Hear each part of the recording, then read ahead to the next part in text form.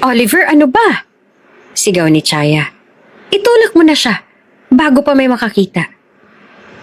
Subalit kahit anong pagmamakaawa niya sa kanila, wala silang naramdamang awa para sa kanila. Pinili ni Oliver at ng kabit nito na itulak siya sa bangin.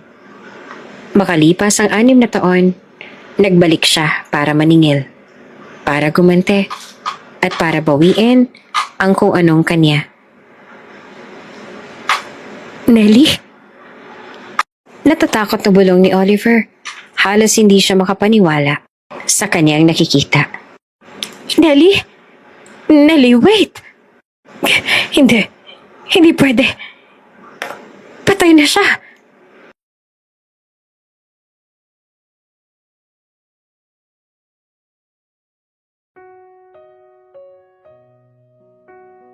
Si Nelly Isidro ay ulila ng lubos.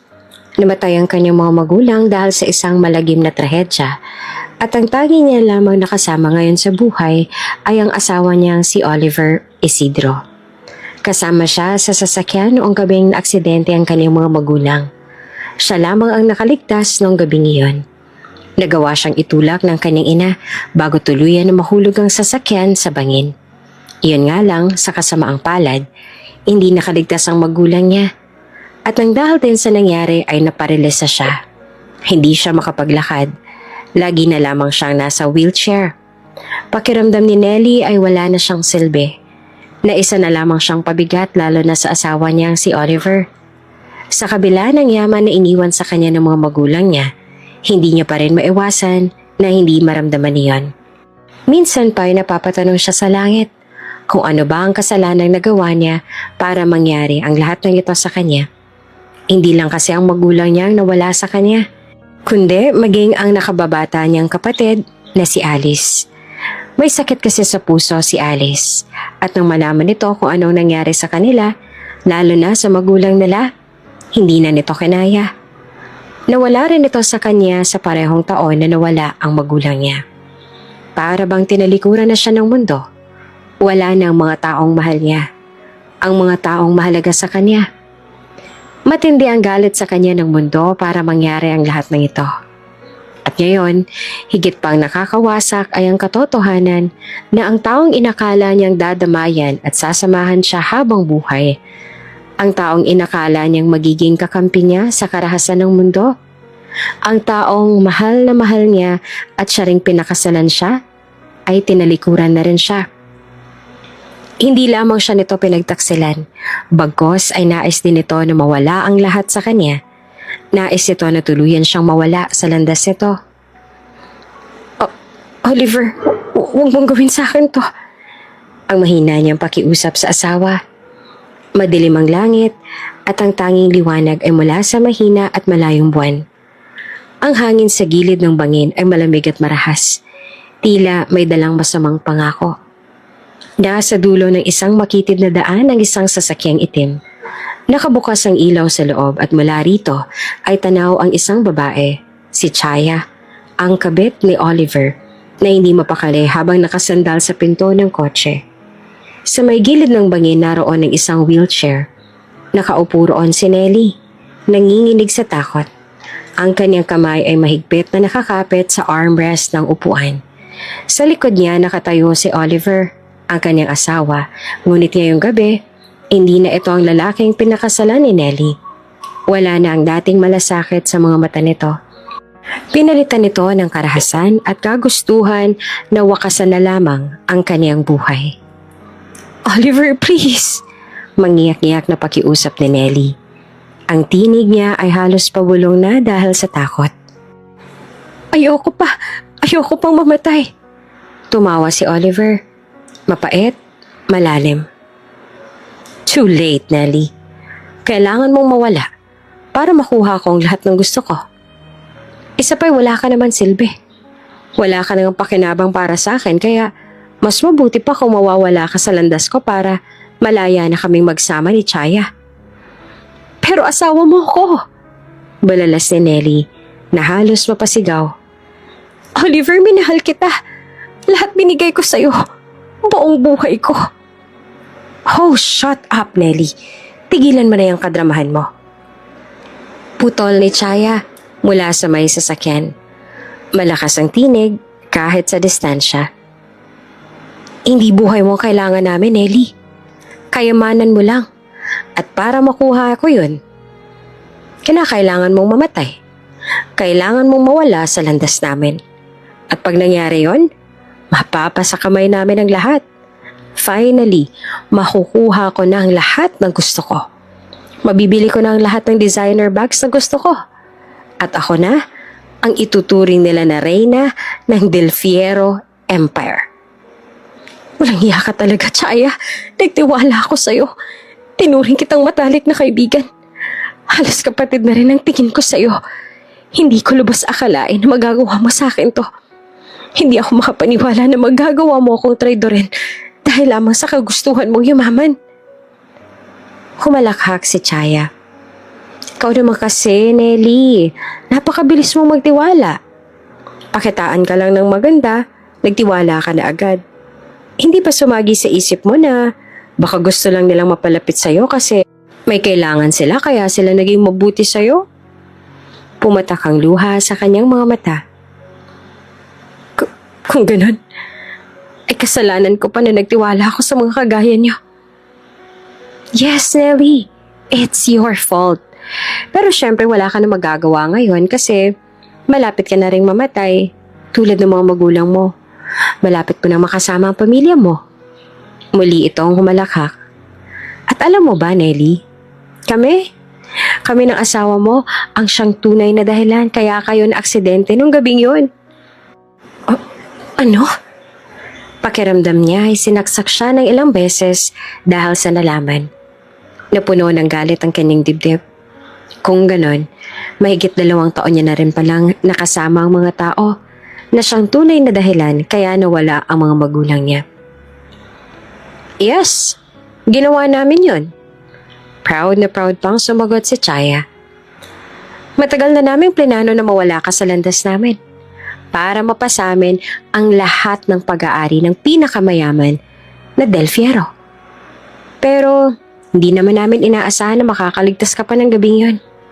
But still, pabor pa rin naman sa amin ang nangyari dahil nawalan ka ng magulang at kapatid. Naiwan ka mag-isa. Nawalan ka ng kakampi at poprotekta sa'yo. Patuloy sa pagdaos-dos ang luha sa kanyang mga mata. Napakawalang puso ninyo. Paano nyo nagawa ang lahat ng to? Paano kinaya ng konsensya nyo na pumatay ng tao? Wala kaming konsensya, Nelly. Mas lalong wala kaming awa, lalo na sa kagaya ninyo. Buong buhay mo nabuhay ka sa yaman. Nakuha mo ang lahat ng gusto mo. Mahal na mahal ka ng mga magulang at kapatid mo. Lahat ay handa nilang ibigay sa'yo. Hindi ba't sapat na yon? Hindi ba't dapat hayaan mong maranasan din yon ng ibang tao? Ngunit ni minsan hindi yan sumagi sa isip mo noon dahil masyado kang naging makasarili. Kaya ngayon, kami na mismo ang kukuha nun sa'yo. Hindi ko kasalanan na mabait ang mga magulang ko. At hindi ko kasalanan na hindi sila kagaya ng magulang mong tinalikuran ka. Sigaw niya. We're not going to talk about that today, Nelly. Ito na ang huling gabi mo sa mundo. Kaya mas mabuti pang sulitin mo na. Why don't you start by saying goodbye sa asawa mo? Tell him you love him. Because after tonight, he will be mine. Ako na ang pupuno sa pagkukulang mo. Sinubukan niyang lingunin ang kanyang asawa. Oliver, wag mong gawin sa akin to, please. Maawa ka. Ibibigay ko sa inyo ang lahat ng gusto ninyo. Mapapa sa inyo ang kumpanya. Basta wag niyo lang akong papatayin. Nagsusumamo siya dito. Halos mapatid ang hininga niya sa pagmamakaawa. Umaasa siya, nakakaawaan pa siya nito dahil alam niya na kahit minsan, minahal din naman siya nito. Oliver, pakiusap po. Kahit bilang tao, kaawaan mo ako. Huwag mo akong itulak. Gusto ko pang mabuhay.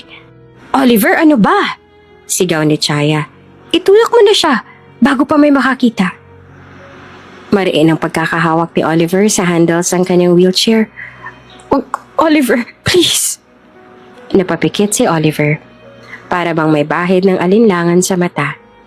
Ngunit saglit lang, nawala rin ito nang sumigaw ulit si Chaya. Gawin mo na! Gusto mo bang mawala ang pagkakataong to? Hindi ba't ito naman ang ginusto natin simula pa lang? Kapag nabuhay pa ang babaeng yan, sa tingin mo ba magiging malaya tayo? Tingin mo ba mapapasatin pa ang Del Fierro Empire? Tumingin si Oliver sa langit. Marahan din nagbuntong hininga. At sa malamig na tinig ay bumulong. Patawad, Nelly. Minahal din naman kita. Pero tapos na ang kwento mo. Itinulak nito ang wheelchair. Sumigaw si Nelly habang mabilis na gumugulong ito palapit sa gilid ng bangin. Oliver! Hanggang sa tuluyan siyang nahulog. Tumama ang ulo sa mga bato at tuluyang bumagsak sa malawak at madilim na karagatan. Nilingon ni Oliver si Chaya na agad na sumakay sa loob ng sasakyan at ngumiti. Binuksan ni Oliver ang pinto sa driver's seat. Pinunasan ng pawis sa noo habang si Chaya naman ay nakangisi. You did a great job, Oliver. Sabi ni Chaya at agad na umalis ang sasakyan. Sa kabilang banda naman, isang gabi bago ang inaabangang pista sa nayon, maaliwalas ang gabi. Banayad ang hangin at ang buwan ay buo at maliwanag. Waring pinagmamasdan ng mga kaluluwa sa ilalim ng liwanag nito. Sa gitna ng malawak at tahimik na dagat, marahas sumusulong ang isang bangka. Naroon sina Tigan, Mang Tasyo at ang apo nitong si Hugo. Habang nakaupo at nakarelax sa gitna ng kanilang pamamalakaya. May katahimikan na kay sarap sa tenga. Tunog ng makina, nagaslas ng munting alon, at ang saliw ng kuliglig sa malapit na pampang. Tigan! Wika ni Mang Tasyo habang nakatitig sa buwan. Handa ka na ba para sa fiesta bukas? Tsak na marami na namang babae ang gusto kang makasayaw niyan. Napahalakak pa si Hugo na 16 na taong gulang pa lamang. Habang si Tigan ay umiling na lamang. Natawa rin kahit papaano. Aba, dagdag pa ni Mang Tasyo. May biro sa tinig. Sigurado yan pagkakaguluhan ka na naman ng mga dalaga. Ikaw yata ang binatang pangharap ng lahat ng dalaga dito sa isla. Napailing si Tigan. Sabay hit-hit sa hawak niyang sigarilyo. Ang usok ay dahan-dahang umakyat sa malamig na hangin ng gabi.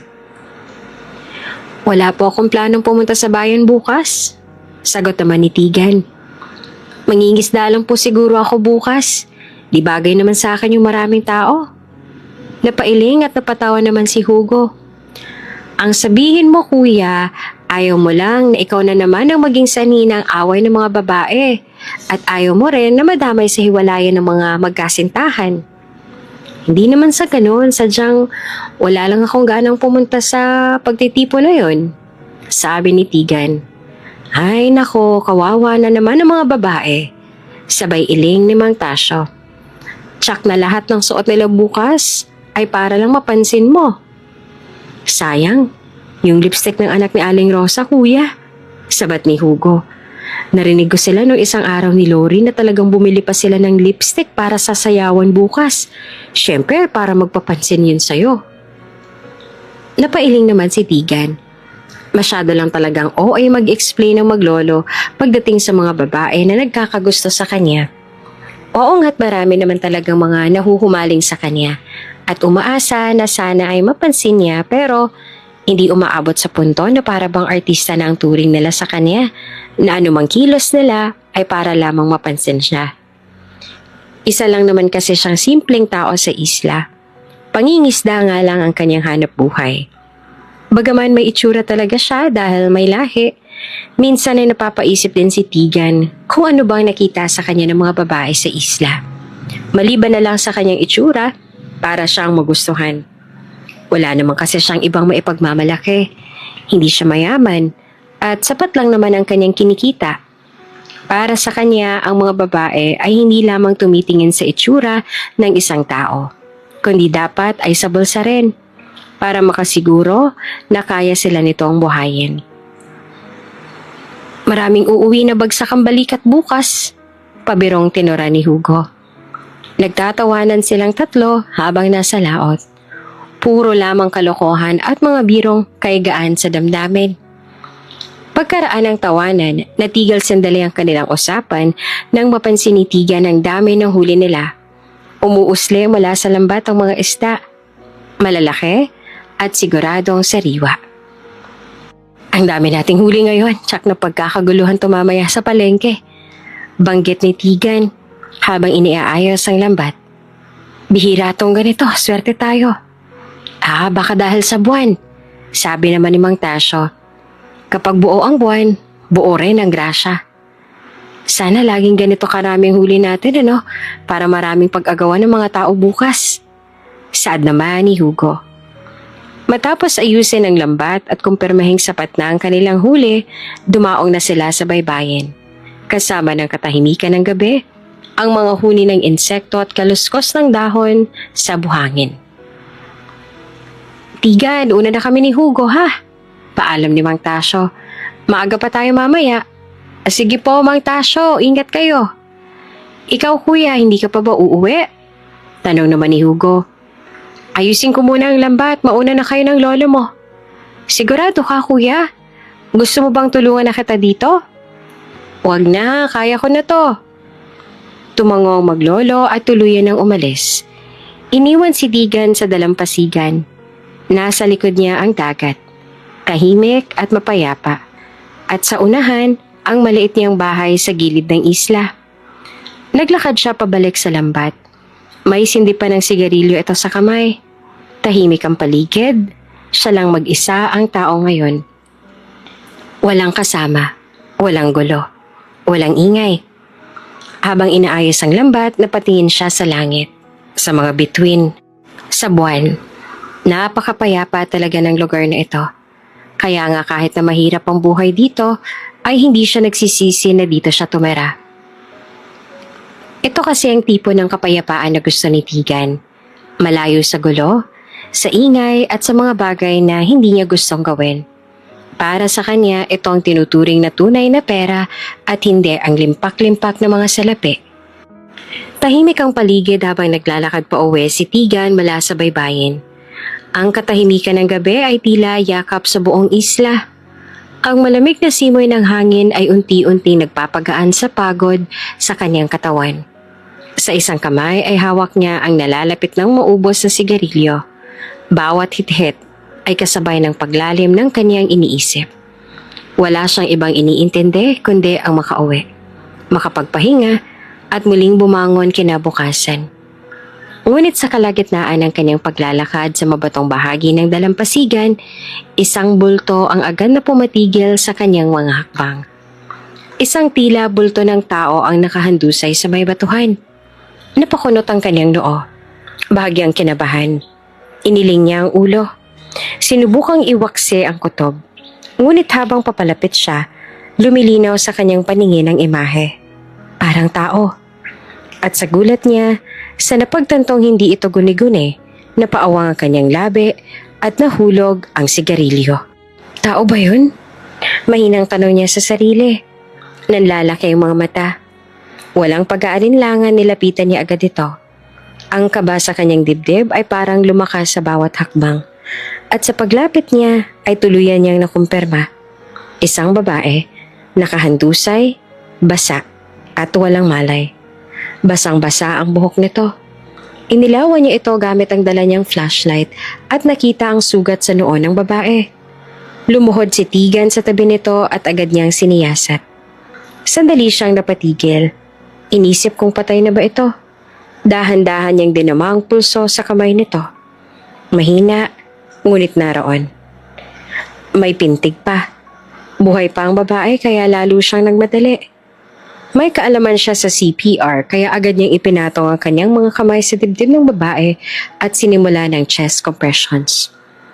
Huwag kang bibitaw, ani Tigan habang patuloy ang kanyang pagtulak sa dibdib ng babae. Matapos ang ilang compressions, sinuri niyang muli ang pulso ngunit mahina pa rin. Hindi siya nag-aksaya ng panahon. Hinawakan niya ang baba nito, binuka ang bibig at ibinigay ang mouth-to-mouth breaths. Pagkatapos, uli siyang nag-chest compressions. Paulit-ulit. Determinadong maisalba ang buhay ng babae. Ilang sandali pa, muli niyang dinama ang pulso nito. Mas malakas na ang pintig, ngunit hindi ibig sabihin nun ay ligtas na ito. Ganun pa man, ay magandang senyales iyon. Napasinghap siya ng kaunting pag-asa. Hindi siya nag-aksaya ng oras. Maingat, ngunit mabilis siyang binuhat ang babae sa kanyang bisig.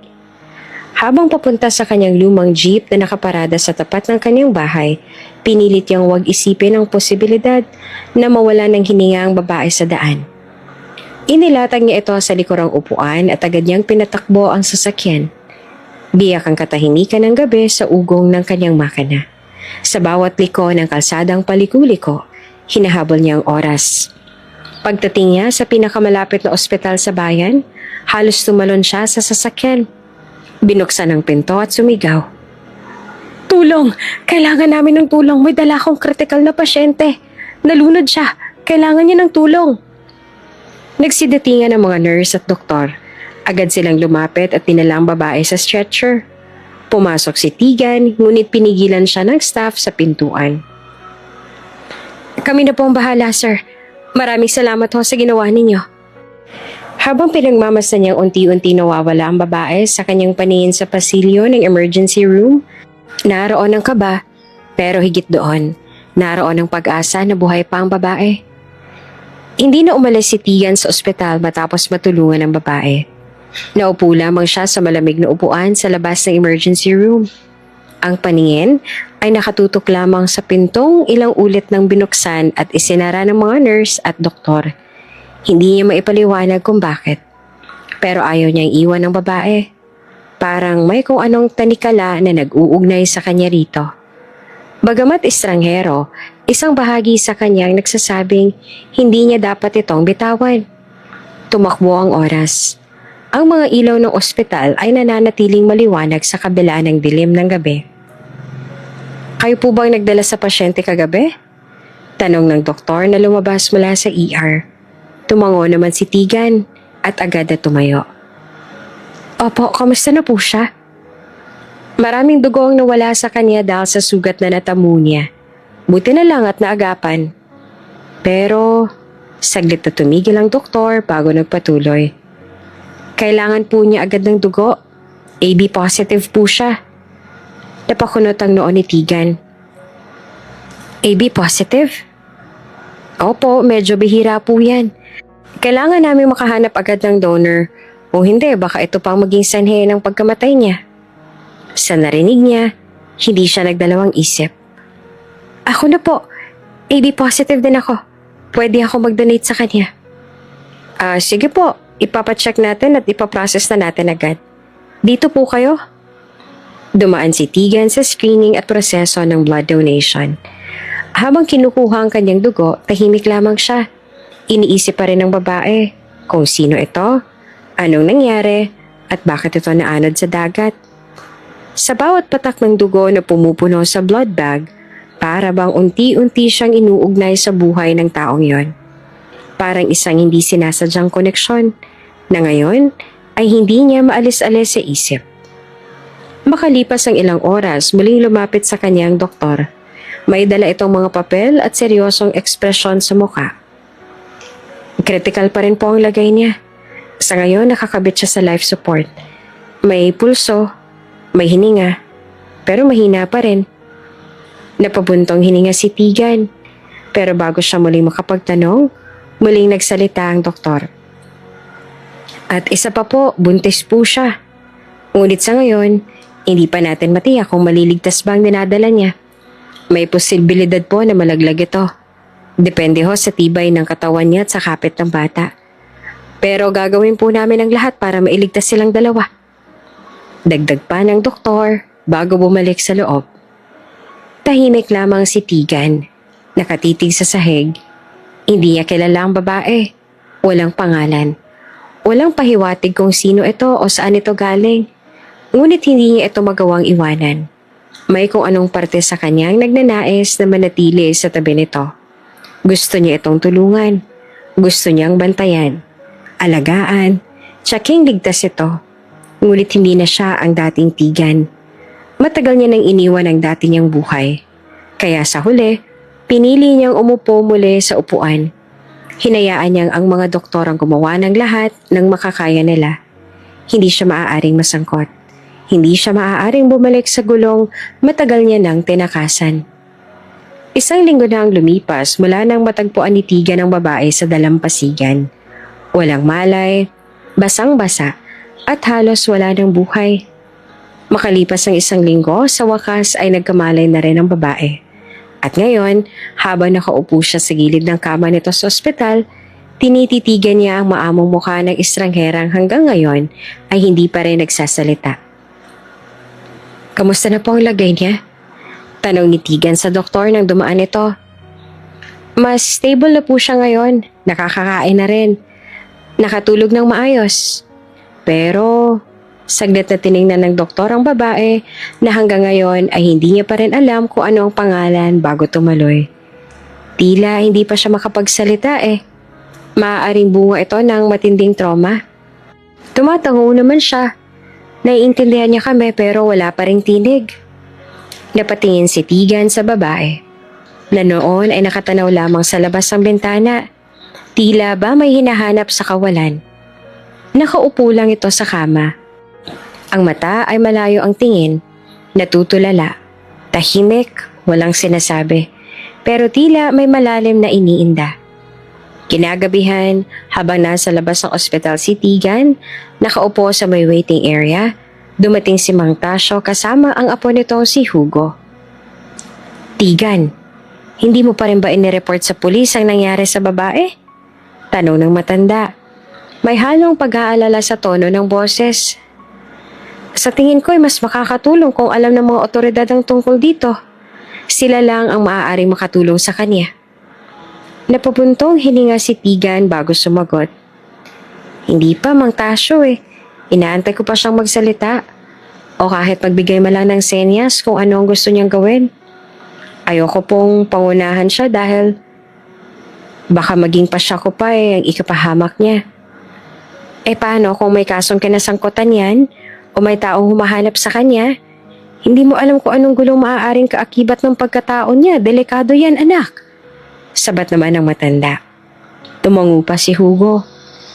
Tama si Lolo, kuya. Mas makakabuti sigurong ipaubaya mo na yan sa mga otoridad. Baka madamay ka pa. Tahimik lamang si Tigan. Inilabas niya ang sigarilyo mula sa bulsa ng kanyang jacket pero hindi niya ito sinindihan. Sa halip ay pinaglaruan lang ito sa kanyang mga daliri. May kutob ako, Mang Tasyo. Ani Tigan.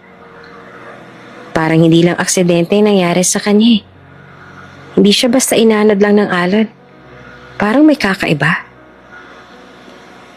Parang tumakbo siya.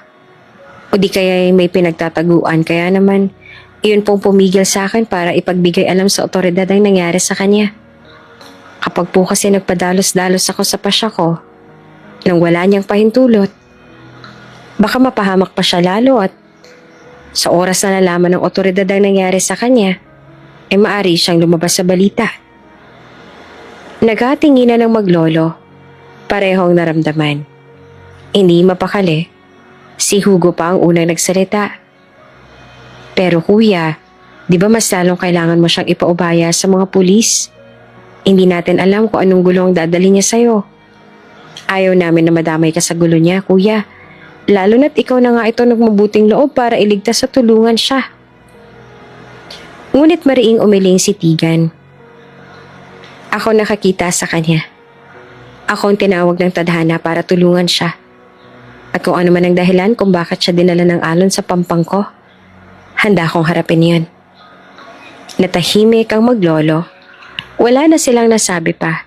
Dahil sa kabila ng panganib at walang kasiguraduhan na kinabukasan, batid nilang buo na ang desisyon ni Tigan. Responsibilidad itong kusa niyang tinanggap. At kahit hindi niya alam ang buong kwento ng babae, buo ang loob niyang alalayan ito. Hanggang kaya niya. Lumipas ang ilang araw at gaya ng nakagawian, ganun pa rin ang kondisyon ng babae. Tahimik, hindi pa rin nagsasalita, at tila malayo ang iniisip. Pero hindi iyon naging hadlang kay Tigan para patuloy na dalawin ito araw-araw. Hindi niya maipaliwanag pero May kung anong pwersa humahatak sa kanya para laging nandito. Para tiyaking may kakampi ang babae sa kabila ng pananahimik nito. At ngayong gabi, matapos siyang mamalaot sa dagat, bitbit niya ang isang supot ng mainit na lugaw at ilang prutas. Medyo maputla ang kanyang balat dahil sa paglangoy sa malamig na tubig. Pagod din siya, pero hindi siya dumiretso ng uwi sa kanyang bahay para makapagpahinga man lang. Sa halip ay dumiretso na siya sa ospital para makita ang babae. Pagpasok niya sa ospital, tahimik pa rin ang babae sa kama nito. Nakatingin sa kisame, parang may inaabangan. Ang kamay nito ay nakahawak sa sinapupunan at nakita niya ang marahan na paghaplos dito. Hindi niya alam kung matagal na ba nitong alam na buntis ito. O ngayon lamang nito nalaman, pero ang sabi sa kanya ng mga doktor, sila ang nagsabi sa babae ng totoo. Mabuti at gising ka pa. Bungad niya habang inilalapag ang dala sa maliit na mesa. May lugaw akong dala para sa'yo. Mainit pa. Alam ko kasi na hindi masarap ang pagkain dito sa ospital, kaya dinalhan kita. Wala pa ring tugon mula sa babae. Nilapitan niya ito. Hawak ang kutsarang may lugaw. Kumain ka na. Oh, kailangan mong lumakas. Hindi kumilos ang babae. Nakatitig lamang sa kanya. Tila nag-aalangan. Pero hindi galit ang naroon kundi kaba. Sige na. Mahinahong wika ni Tigan. Kung nahihirapan ka, ako nang magsusubo sa'yo. Dahan-dahan niyang iniangat ang kutsara sa labi nito. Sandali pang nag-atubili ang babae bago sa wakas, kusa nitong ibinuka ang bibig. Maingat itong kumain habang si Tigan ay patuloy lang sa pag-alalay. Mapagmatsyag kung nabibilaukan ito o kaya ay naiinitan. Nang kalahati na ang naubos, nilapag muna ni Tigan ang mangkok at kinuha ang baso ng tubig. Uminom ka muna ng tubig. Mamaya inumin mo yung gamot mo, sabi niya habang iniabot ang baso. Hinawakan niya ito habang iniaangat sa labi ng babae. Uminom naman ito ng kaunti. Pagkatapos ay nagligpit siya ng pinagkainan. Tahimik pa rin ang paligid.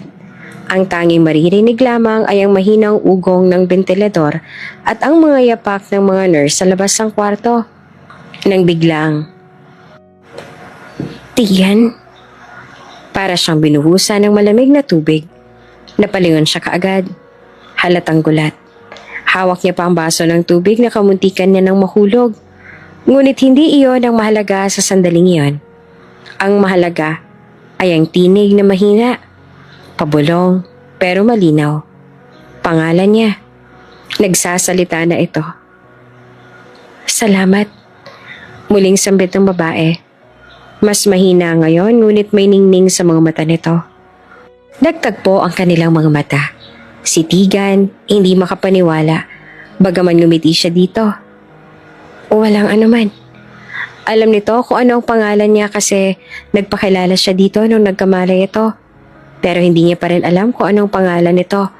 Kaya naman lumapit siyang muli sa gilid ng kama nito. Anong pangalan mo? Tanong niya. Nelly. Nelly is... Natigil ito. Tila nag-alangan ng may naalala. Del Fiero. Ako si Nelly Del Fiero. Lumipas pa ang ilang araw at lalo pang lumaki ang gastusin niya sa ospital. Maraming gamot ang kailangan niyang bilhin para sa babae. Mabuti na lamang ay may naitabi naman siyang pera na nagastos niya. Araw-araw ay may panibagong reseta. May bagong gamot at hindi biro ang halaga ng mga to. Nasa ospital siyang muli, sa silid kung saan tahimik na nakaupo sa kama ang babae. Si Nelly na unti-unti na rin nakakabawi ng lakas. Habang isa-isa namang inayos si Tigan sa lamesa ang mga bagong biling gamot. Tabletas, syrup at ilang injection, nakabasid naman sa kanya si Nelly. Tahimik sa silid hanggang sa nagsalita si Nelly. Mahina, ngunit malinaw. Pasensya ka na, Tigan. Masyado na ata kitang naabala. Nilingon niya ito at bahagyang ngumiti. Ayos lang yun. Masyadong mahal ang mga gamot ko. Ayos lang, may naipon naman ako. Sumunod ang isang patlang ng katahimikan bago muli nagsalita si Nelly. Kapag nakabalik ako sa dati kong buhay, babayaran kita. Lahat ng ginastos mo ibabalik ko sa'yo. Biglang natigilan si Tigan.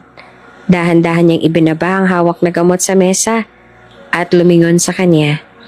Ilang segundo rin siyang napako ng titig dito bago magsalita. Pwede ba ako magtanong sa'yo? Tumango naman si Nelly. Anong dati mong buhay? Ano ba talaga nangyari sa'yo at bakit napadpad ka sa baybayin at nawalan ka ng malay? Napayo ko si Nelly, halatang nag-aalangan. Nanginginig pa ang kanyang mga daliri habang pinaglalaroan ang laylayan ng kumot. Waring hindi pa ito handa na sabihin sa kanyang totoo at nauunawaan niya naman iyon. Hindi niya ito pipilitin dahil sa reaksyon pa lamang nito, batid niya nang hindi iyon maganda. Kung hindi ka pa komportabling sabihin, ayos lang. Hindi ko pipilitin. Dagdag ni Tigan. Malumanay ang tono. Ngunit maya-maya ay bumuntong hininga si Nelly. Mabagal, nanginginig. Gusto akong patayin ng asawa ko. Bulong nito. Parang biglang bumigat ang hangin sa loob ng silid. Natigilan si Tigan. Hindi siya makapaniwala sa narinig. Ano sabi mo? Dahan-dahan tumingin si Nelly sa kanya. Nangilid ang luha sa mata. Si Oliver, asawa ko, at ang babae niya, yung kabit niya, gusto nilang makuha ang pera ko. Gusto nila akong mawala. Hindi agad nakakibo si Tigan. Pakiramdam niya, para siyang binuhusan ng isang balde na nagyayelong tubig. Ang mismong asawa nito ang nagtangkang pumatay dito. Para sa yaman? Para sa pera? At kung hindi niya ito nakita, maaaring nagtagumpay na sila sa kanilang balak. Bagaman hindi pa kilala ni Nelly ng lubusan ng binata na tumulong sa kanya, may tiwala si Nelly sa binata. Ramdam ni Nelly na ligtas ito kay Tigan at maaari nitong sabihin ang lahat. Kaya naman, isa-isang binunyag ni Nelly ang lahat mula sa pagmamakaawa nito sa asawa, ang pagtulak sa kanya sa bangin habang nakaupo sa wheelchair, hanggang sa pagbunyag sa lahat ng kanilang kasamaan na ginawa sa kanya at sa magulang niya. Habang ikinukwento ang lahat ng iyon ni Nelly, kitang-kita ni Tigan ang sakit sa mga mata nito, ang takot at ang desperasyon sa bawat salita ni Nelly. Tahimik si Tigan. Hindi niya alam kung ano ang mas nangingibabaw, ang gulat, ang galit, o ang awa. Ngunit isa lang ang malinaw. Hindi niya hahayaang muli pang saktan si Nelly. Hindi niya hahayaan na magtagumpay ang mga ito sa kabilang plano. Para kay Tigan, walang anumang kasamaan ang dapat magtagumpay at walang sino man ang dapat na mamatay sa marahas na pamamaraan. Hindi maaaring manalo ang kasamaan laban sa kabutihan. Pagkatapos ng mabigat na usapan nilang dalawa sa ospital, muling bumalik sa katahimikan ng silid. Hindi na muling nagtanong si Tigan at sinabi niyang matulog na lamang ito para makabawi ng lakas. Nang gabing yon, hindi na rin siya umuwi sa kanyang bahay. Lalo kasi lumalim ang pag-aalala niya para dito. Baka mamaya, mahanap ito ng asawa nito at tuluyan nilang isakatuparan ang plano nila na hindi nagtagumpay. Ang kagustuhan niya na protektahan si Nelly ay tila ba mas lalo pang lumalim. Hindi niya mawari kung dahil ba sa awa o may mas malalim pang dahilan. Siguro dahil sa minsan niya na ring naranasan na lukohin at pagtaksilan ng mga taong mahalaga sa kanya. Kung wala ka namang mapuntahan pagkatapos mo rito, pwede kang manatili sa bahay ko. Seryosong sabi ni Tigan, kaya agad na napatingin sa kanya si Nelly na kanina lang ay abala sa pagtingin sa labas ng bintana. Kita sa mukha nito ang gulat at pag-aalinlangan. Ha? Seryoso ka ba? Tumango naman si Tigan. Oo, wala naman ako ibang kasama sa bahay. Mag-isa lang ako roon kaya Wala namang problema sa akin kung doon ka muna manunuluyan habang pinaplano mo pa ang kasunod mong magiging hakbang. Isa pa, tingin ko ay mas ligtas ka rin sa bahay. Pero baka masyado na kitang naaabala. Mahinang tugon ni Nelly. Umiling si Tigan. Ayos lang, kesa naman pabayaan kita. Matapos ang malaman ko tungkol sa'yo at sa masamang plano ng asawa mo, hindi ko naman maaatim na pabayaan ka lang. Lalo na't may dinadala ka pang bata. Kapag may hindi magandang nangyari sa inyo na magiging anak mo, aba hindi kakayanin yun ang konsensya ko. At sa unang pagkakataon, matapos itong magkamalay ay nakita niya itong humiti sa kanya. Salamat, Tigan. At maririnig sa tinig ni Nelly ang labis na pasasalamat. Ilang araw ang lumipas at dumating na rin ang araw ng paglabas ni Nelly mula sa ospital. Suot nito ang simpleng duster at manipis na cardigan na ibinigay ng isa sa mga nurse. Pagkarating ni Tigan sa ospital, kaagad niya itong sinalubong at inalalayan na makaupo sa wheelchair na binili niya gamit ang kanyang naipon. Hindi rin kasi makapaglakad si Nelly at ayon dito ay dahil iyon sa aksidente noong pinaslang ng dati nitong asawa at ng kabit nito ang mga magulang ni Nelly. Maaliwalas ang langit, ngunit malamig ang hangin. Tila paalala ng bagong simula. Habang nasa sasakyan, may kaba at saya sa mata ni Nelly. Sa wakas, nakalabas na rin siya sa 4 na sulok ng kwarto sa ospital. Ngunit may halong pag-aalala sa bagong hakbang na haharapin. Tahimik ang kanilang biyahe pa uwi sa bahay ni Tigan. Pagdating nila sa bahay niya, muli niyang tinulungan si Nelly na bumaba sa jeep. Pinaupo niya itong muli sa wheelchair, tsaka tinulak papasok sa kanyang tahanan. Pasensya na ha, medyo luma ang bahay ko. Hindi kasing ayos ng ospital pero matitiyak mong ligtas ka dito. Ayos lang, maraming salamat sa'yo. Kung hindi dahil sa kabaitan mo, baka wala akong matuluyan ngayon. Puno man ng sinseridad ang tinig ni Nelly. Tuluyan na silang nakapasok sa loob at agad siyang naganda ng maiinom para dito. Tsaka inayos niya na rin ang kwarto na tutuluyan nito. Kung may kailangan ka, sabihin mo lang sa akin ha. Tumingin si Nelly sa kanya. Bakas ang taos-pusong pasasalamat. Maraming salamat, Tigan. Susubukan ko makatulong sa'yo sa gawaing bahay habang nandito ako. Ngumiti naman si Tigan. Hindi ko naman kailangan ng kapalit. Pero kung gusto mong tumulong, ayos lang din sa akin.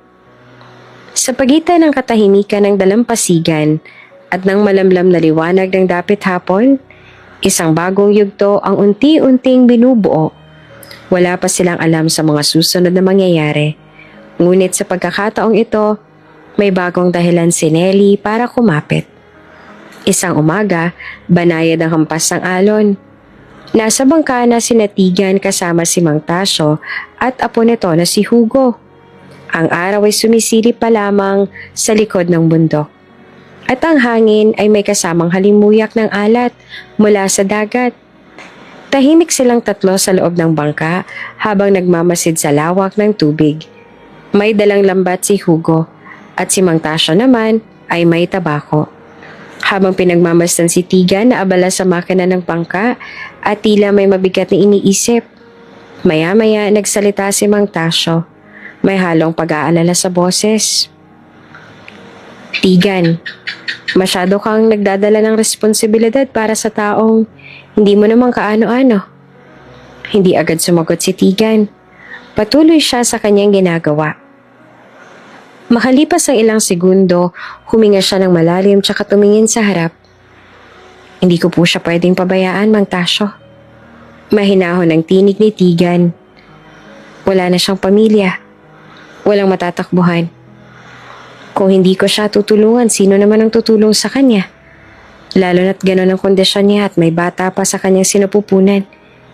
Hindi naman po makakaya ng konsensya ko na pabayaan siya lalo na't may anak siya. Isang batang walang alam sa nangyayari. At sa tingin ko ay karapat-dapat naman makita ang mundo. Tahimik si Mang Tasyo. Pinagmamasdan ng binata. Kapag kuwan ay napailing si Mang Tasyo, pero bakas ang paggalang sa tinig ng magsalitang muli. Masyado kang mabait, Tigan. Bigla namang sumingit si Hugo sabay tawa habang tinitingnan ng lolo. Ganyan talaga si Kuya Tigan, di ba lolo? Laging tumutulong kaya nga po nagustuhan siya ng lahat Napangiti si Mang Tasyo sa sinabi ng apo, tsaka marahang tumango. Oo nga, Hugo.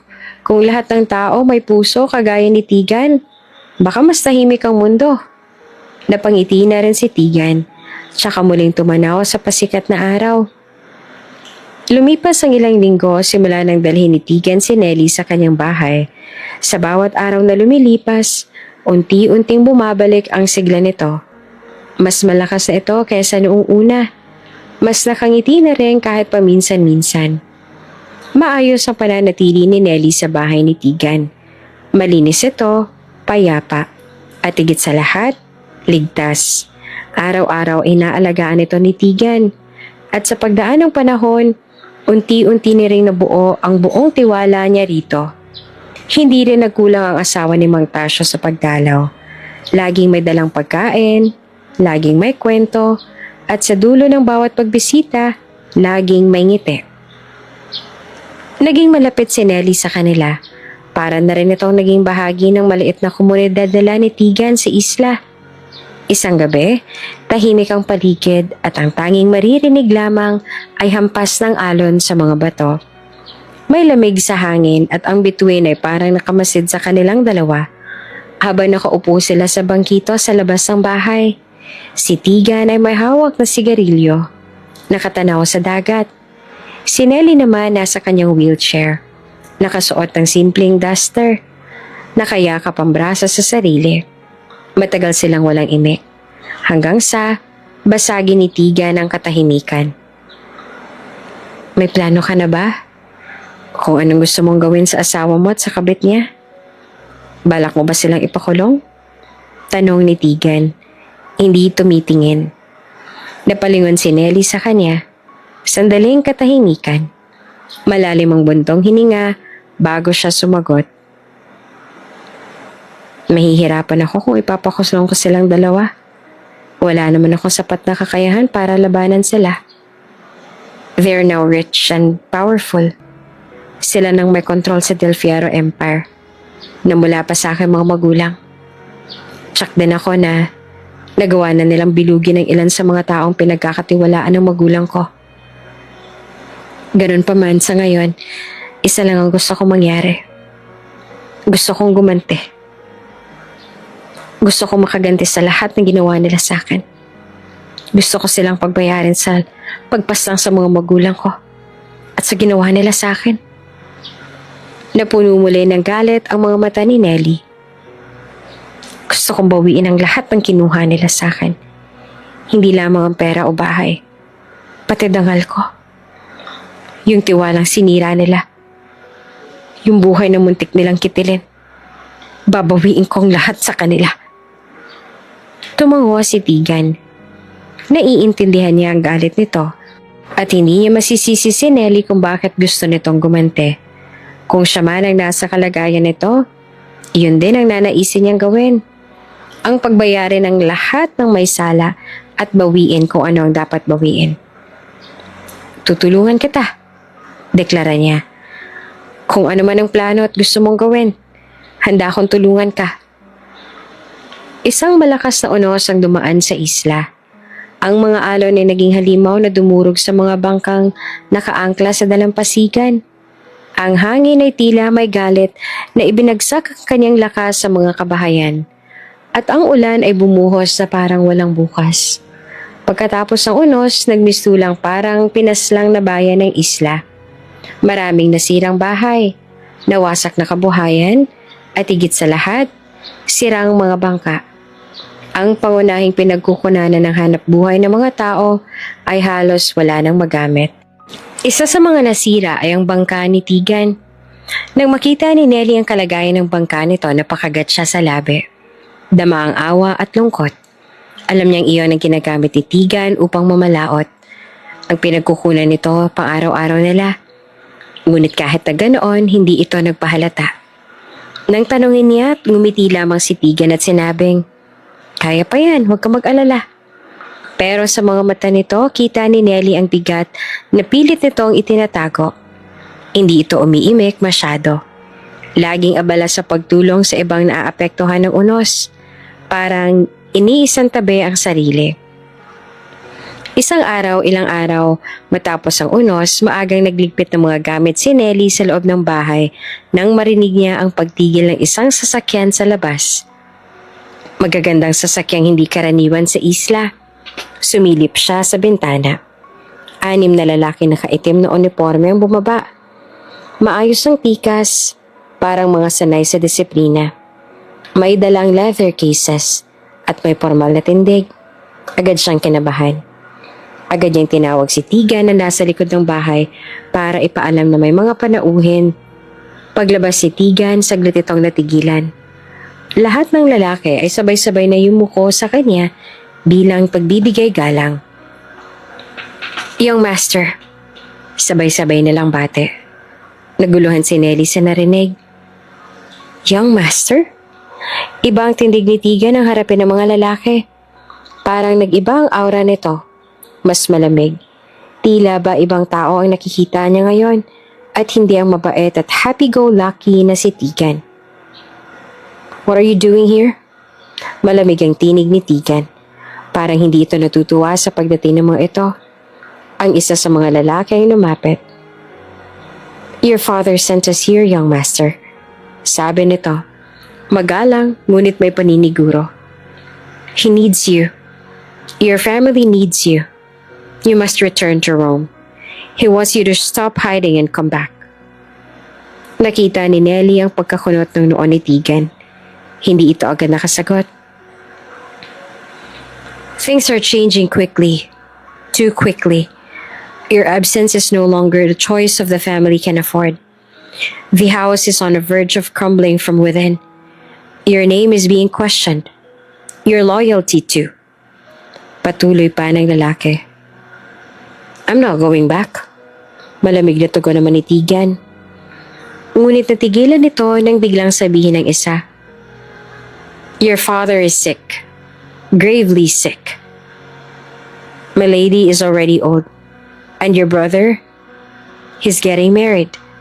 But he refuses to take over Rockwell Enterprises. He says it was never meant for him." Paliwanag pa ng isang lalaki na halos nagsusumamo ng tinig. "That responsibility was always meant for you. You are the only one who can carry it. The only one he truly trusts. You are our only hope now, young master." Tumigil sa pagsasalita si Tigan, para bang may bumara sa kanyang lalamunan. Unti-unti nagbago ang ekspresyon sa kanyang mukha. Mula sa pagkadismaya, naging pagkagulat, tapos ay lungkot. Oops! May break muna. Gusto mo bang ma-shoutout dito sa channel ni Ate Jane? Mag-comment lang ng lesson you learned from the latest story uploaded. Dahil pipili kami ng isang best comment of the day para i-shoutout sa susunod na upload. Kaya huwag kalimutang mag-iwan ng lesson you learned after you watch this video. Maraming salamat! Shoutout nga pala kina Helen Carmelotes from Cebu City, Peregrina Blancad from Tuguegarao City, Cagayan, at Eric Opao. Sa ating mga taga-subaybay, paki-comment naman po sa baba kung taga saan kayo para alam ko kung hanggang saan umaabot ang mga kwento ni Ate Jane at para ma-shoutout ko kayo sa mga susunod pa nating kwento. Maraming salamat sa pakikinig.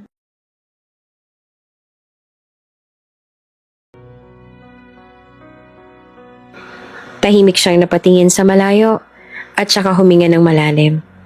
Waring kinukumbinsi ang sarili kung tama bang makinig, kung dapat pa siyang bumalik. Si Nelly naman ay nananatiling nasa loob ng bahay, nakasilip lamang. Hindi makapaniwala sa mga naririnig. Si Tiga na iniisip niyang isang simpleng mangingisda, isa palang Rockwell, isa palang taong may malalim na pinagmulan. Tahimik ang gabi. Marahang humahampas ang alon sa buhanginan. Nasa ilalim sila ng isang punong kahoy sa lugar na madalas silang tambayan ni Nelly kapag tahimik ang paligid. Ilang araw na rin ang lumipas mula nang dumating ang mga uniformadong lalaki. Hindi na ito muling nabanggit ni Tegan. Pero halata ni Nelly na may iniisip ang binata. Madalas tulala. Malalim kong tumitig sa dagat. Ngayon, tila napagdesisyonan na ni Tegan ang lahat. Nelly, tawag na to sa kanya ng mahinahon. Napalingon naman si Nelly mula sa pagtingin sa mga bituin. Kailangan kitang isama pabalik sa Rome. Nanlaki ang mga mata ni Nelly. Rome? Napalunok siya, tila hindi inaasahan. Huminga ng malalim si Tegan. Tahimik itong naupo sa buhangin, tsaka tumingin sa malayo, sa dilim ng dagat. May mga bagay akong hindi nasabi sa'yo. Panimula nito. Bago ako napunta dito sa isla, isa akong doktor sa Rome. Napakurap si Nelly. Doktor? Tumango si Tegan. Isa akong surgeon. At may fiancé ako dati. Ikakasal na sana kami. Maayos ang buhay. Maganda ang takbo ng lahat. Hanggang sa malaman kong nabuntis siya ng nakababata akong kapatid. Natigilan si Nelly. Para siyang pinagsakluban ng langit at lupa sa narinig. May panuntunan ng pamilya Rockwell.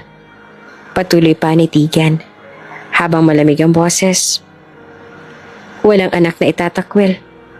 At higit sa lahat, bawal masira ang image ng pamilya. Kaya't kinausap ako ng mga magulang ko. Ang sabi nila, intindihin ko raw. Patawarin ko raw ang kapatid ko. Napalunok naman si Nelly.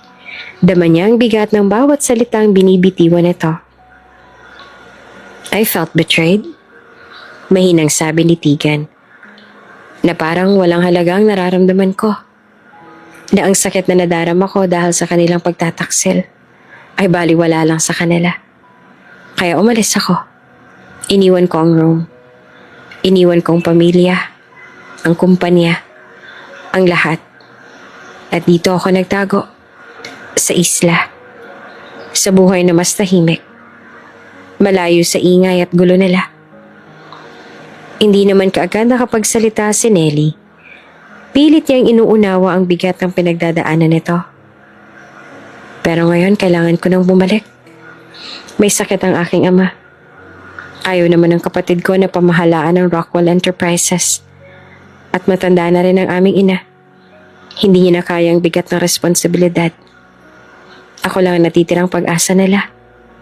Napatingin ito kay Nelly at saka marahang hinawakan ng kamay niya.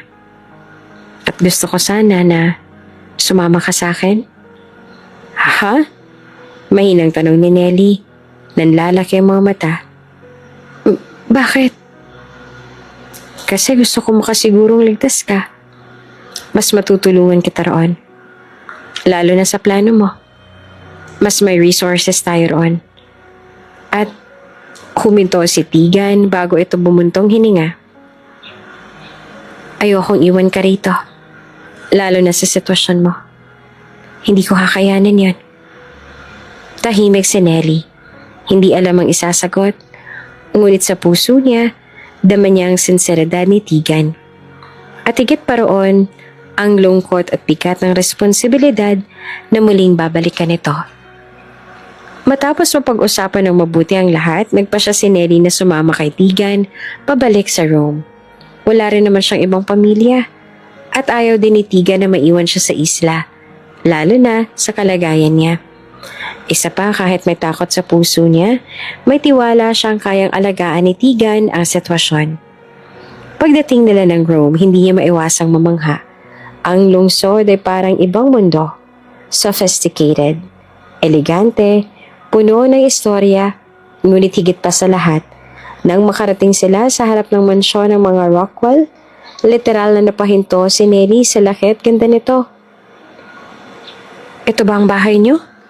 Tanong ni Nelly, halos hindi makapaniwala. Tumango naman si Tegan. Welcome to the Rockwell Estate. Pagbukas ng pinto ng sasakyan, agad silang lumabas. Si Tegan ang nagtulak ng wheelchair niya papasok sa loob ng malaking mansyon. Doon bumungad sa kanila ang dalawang matandang nakatayo sa gitna ng malawak na receiving hall. Isang babae at isang lalaki. Pawang may aura ng dignidad at kapangyarihan. Tingin niya, ito na ang mga magulang ni Tegan. Kasama nila sa loob ang isang lalaking halos kasing edad ni Tegan at isang babae na maganda, formal ang postura, ngunit may tensyon sa mga mata. Nasa tabi nila ang isang batang lalaki. Mga 5 o 6 na taong gulang na hawig sa kapatid ni Tegan. Ngunit sa halip na malamig ang pagsalubong, napangiti ang ginang nang makita si Tegan. Lumapit ito at agad siyang niyakap. "I'm glad you're back, my son," sabi ng ina nito. Mahigpit ang yakap. Tila takot na baka muling mawala sa kanyang anak. Ang ama naman seryoso ang mukha at tikas ang tindig. Pero may bahid ng pagkalma sa tinig. "It took you long enough to return. Mabuti naman at naisipan mo nang bumalik, Tegan." Hindi na sumagot si Tegan. Nanatili ang katahimikan nito. Tila pinipigil ang damdaming matagal nang kinikimkim.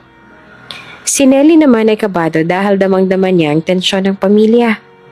Maya-maya ay nagsalita ang kapatid ni Tegan na kanina pang nakatingin kay Nelly. "And who is she?"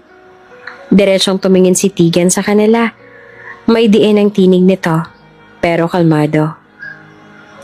"She's Nelly. She'll be staying with me." Tumingin ito sa bawat isa sa kanila, tsaka dahan-dahan nagsalita. "If you want me back in this house, if you want me to run the company again," tumigil ito sandali, "then treat her right, and we'll be okay." Tumahimik ang buong sala, walang nagsalita. Pero dama ang tensyon. Si Nelly nananatili lang na tahimik. May halong kaba sa dibdib, pero sa gitna ng lahat, naroon ang pakiramdam ng pagiging protektado. Hindi siya iniwan, hindi siya pinabayaan. Naging maayos ang lahat sa paglipas ng mga buwan dahil may kaalaman at karanasan si Nelly sa simpleng pamamalakad ng kumpanya. After all, business ang kurso na tinapos niya at siya naman talagang tagapagmana ng kumpanya nila. Tapos nang mawala pang magulang niya ay siya nang namahala sa lahat at naging katuwang siya ni Tegan sa ilang mga gawain sa kumpanya. Tinuruan siya ni Tegan at pinayagan siyang matuto ng aktwal na mga transaksyon. Sa kanyang sipag at determinasyon, unti-unti siyang naging parte ng inner circle ng Rockwell Enterprises. Sobrang natuwa ang mga magulang ni Tegan. Hindi lamang dahil sa kasipagan at talino ni Nelly, kundi dahil may katuwang na si Tegan sa lahat ng bagay.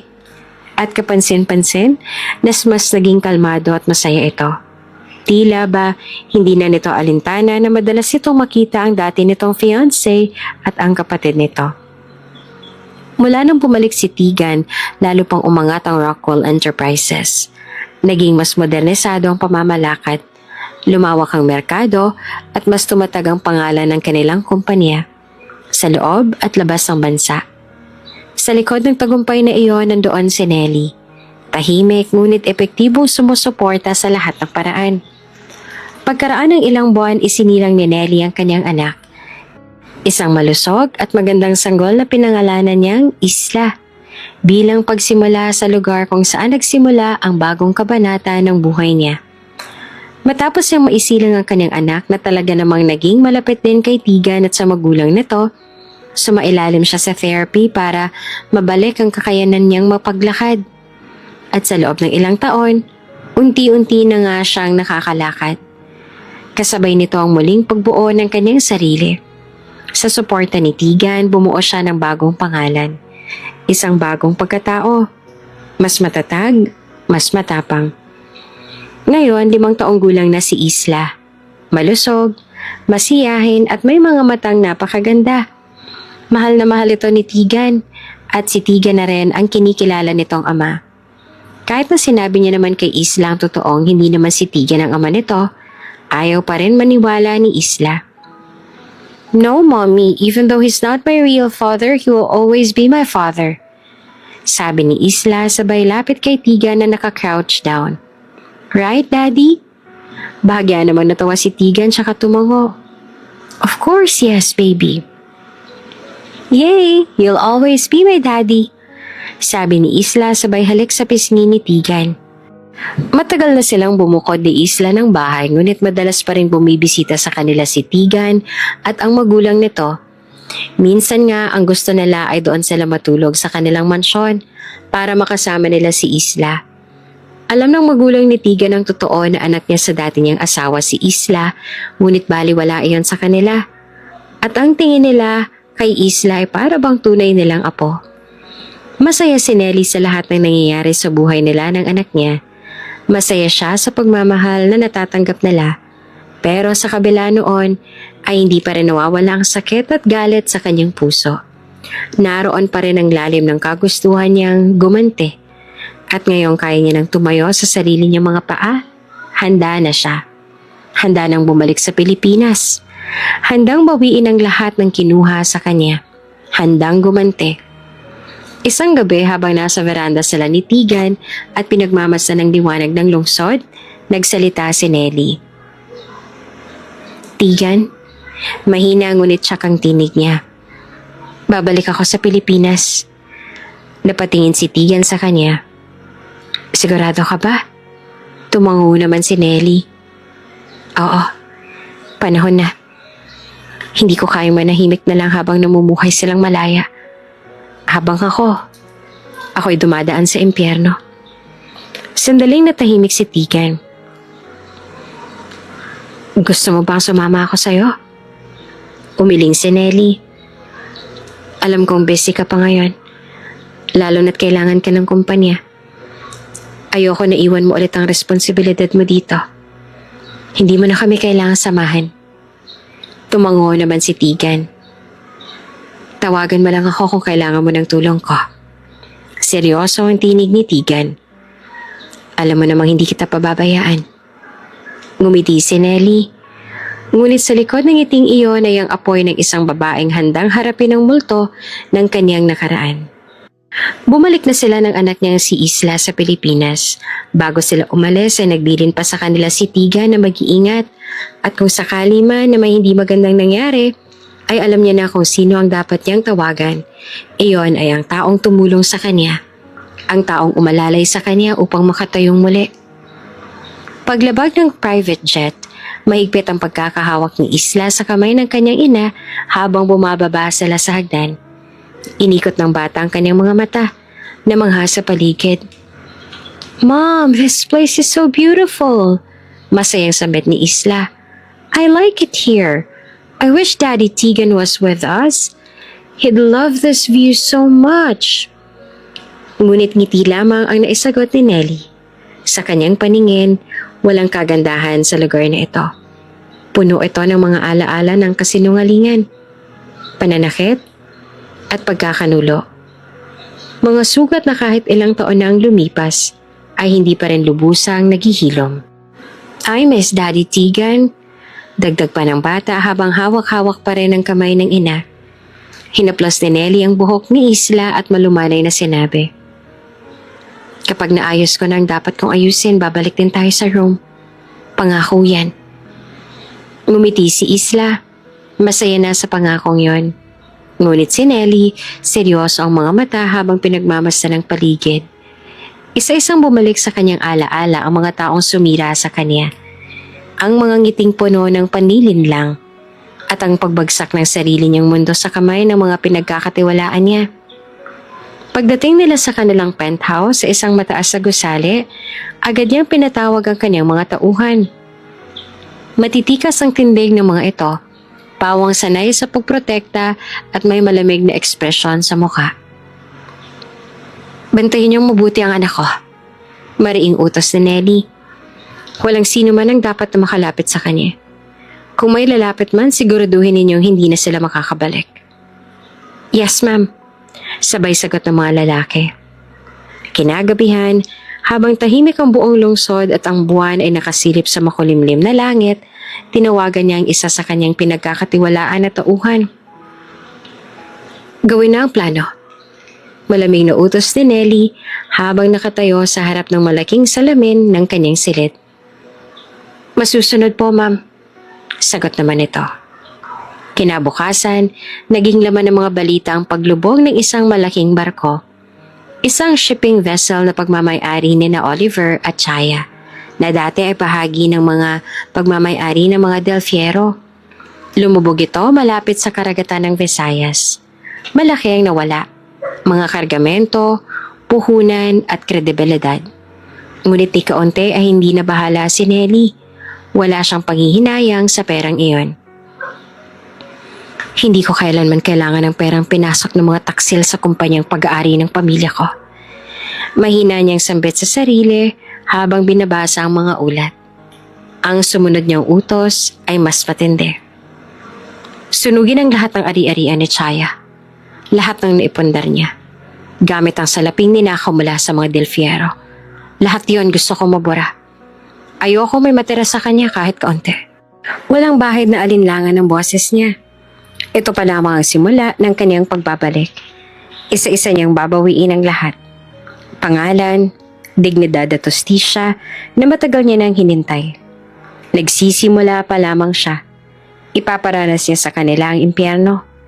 Kung anong pinaranas nila sa kanila, at doble-doble niyang ibabalik yon sa kanila.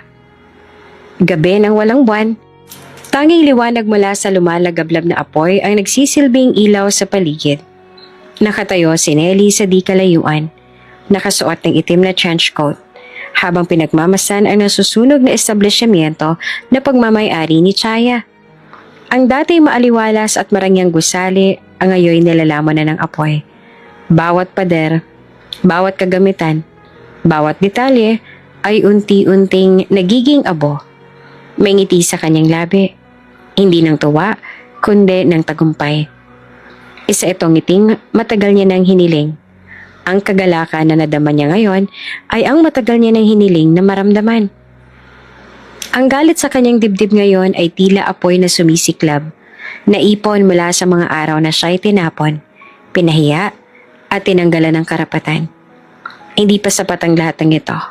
Gusto niya pang gumante. Ngayon siya na ang may hawak ng alas. Samantalang halos hindi naman magkanda o gaga si Chaya. Hawak nito ang telepono, umiiyak, sumisigaw at tila nagmamakaawa habang sinusubukan na utusan ang mga tauhan na iligtas ang kahit anong pwedeng maisalba. Subalit sa bawat hakbang, tila lalong lumalakas ang apoy. Lalo pang nawawala ang pag-asa. Naglakad si Nelly papalapit ng kaunti. Hindi pa rin nawawala ang galak sa kanyang mga mata. Hanggang sa marinig niya na ang boses ni Chaya na halos hindi na maintindihan sa gulo ng emosyon. Tubig! Dalhin ang mga fire extinguisher! Nasaan ang bombero? Bakit ang tagal nila? Tumigil sa paglalakad si Nelly at pinanood ang eksenang iyon na para bang isang pelikula lamang. Gusto niya itong makita si Chaya na minsang umagaw sa lahat ng sa kanya. Ngayon, nagsusumamo. Lumapit ang isa sa kanyang tauhan. Huminto sa kanyang tabi at maingat na nagtanong. Ma'am, ano pa po ang gusto niyong ipagawa? Saglit siyang tumingin sa kanyang tauhan. Malamig ang mga mata. Sumasalamin doon ang nagliliyab na apoy mula sa nasusunog na building. Ayoko may matirang kahit na ano sa mga pag-aari ni Chaya Morales. Binalingan niyang muli ang nasusunog na gusali, tsaka marahang umiti. Make sure na hindi makakarating ang mga bombero. Kung may inosenteng madadamay, ako na ang bahalang magbigay ng tulong. Pero ang babaeng yon, hindi ko siya kailanman kaawaan. Yes, ma'am.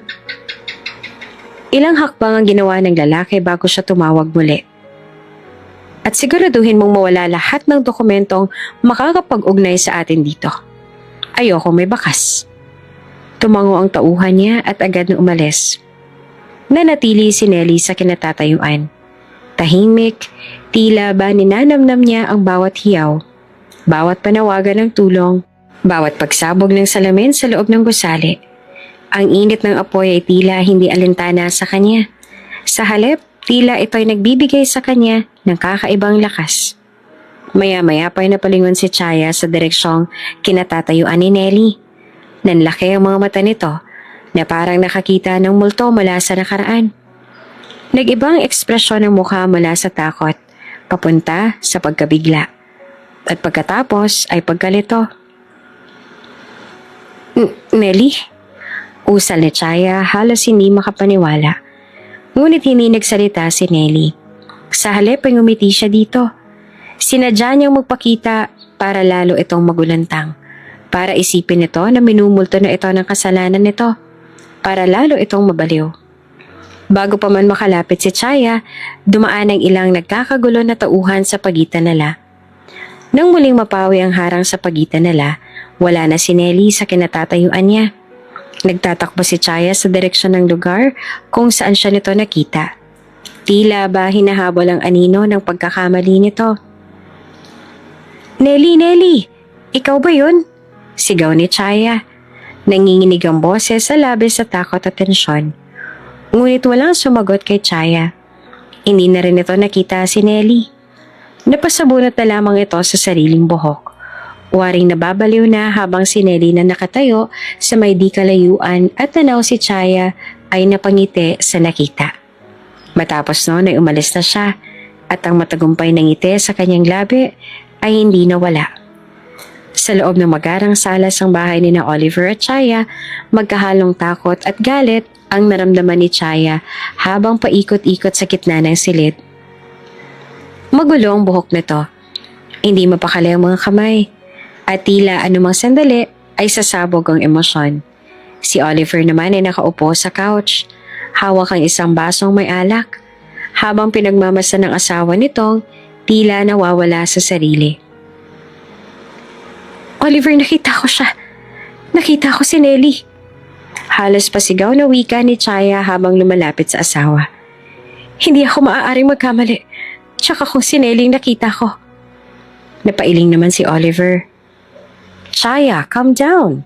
Nelly's dead. Mariin itong sambit tsaka uminom ng alak. No, hindi siya patay. Buhay siya. At siyang may pakana kung bakit nasunog ang building ko. Sagot ni Chaya. Nanginginig ang boses at nanilisik ang mga mata habang nakatitig kay Oliver. Tumayo si Oliver mula sa pagkakaupo at sinabing, You're just being paranoid again. Ilang taon ang lumipas. Walang katawan. Walang ebidensya. So anong pinagsasasabi mong buhay siya? Yun na nga. Wala tayong nahanap na katawan, diba? Kaya nga posibleng buhay siya. Tugon ni Chaya. Halos maiyak na sa sobrang takot. Oli, nakita ko siya. Nakatingin siya sa akin habang nasusunog yung building. Nakangiti pa nga siya. Parang sinasabi niya nagsisimula pa lamang siyang gumante. Chaya! Singhal ni Oliver. Stop it! She's dead, okay? We killed her. Don't you remember? Tayong dalawang nagplano noon. She fell off the cliff. Walang himala makakabuhay sa kanya pagkatapos noon. Halos manginig naman si Chaya nang marinig ang salitang, We killed her. Muling lumapit ito kay Oliver at hinawakan ang braso nito. Pero walang katawan, Oliver. Walang bangkay. Ilang linggo tayo naghintay. Ilang tauhan ang pinapunta mo sa ilalim ng bangin. Pero wala tayong nahanap. Pwedeng may tumulong sa kanya. Pwedeng buhay siya. Napailing si Oliver at tumitig kay Chaya ng mariin. You're scaring yourself. Matagal na siyang patay. 6 na taon na siyang wala. Pero tigilan mo pagiging paranoid mo. You're imagining things. Hindi ako paranoid, Oliver. Halos pasigaw na ulit ni Chaya. Kung guni-guni lang to, bakit ganito ang pakiramdam ko? Bakit ramdam ko na paparating ang ganti niya? Tahimik na tumingin si Oliver sa sahig. Nagsimulang mabahala na rin.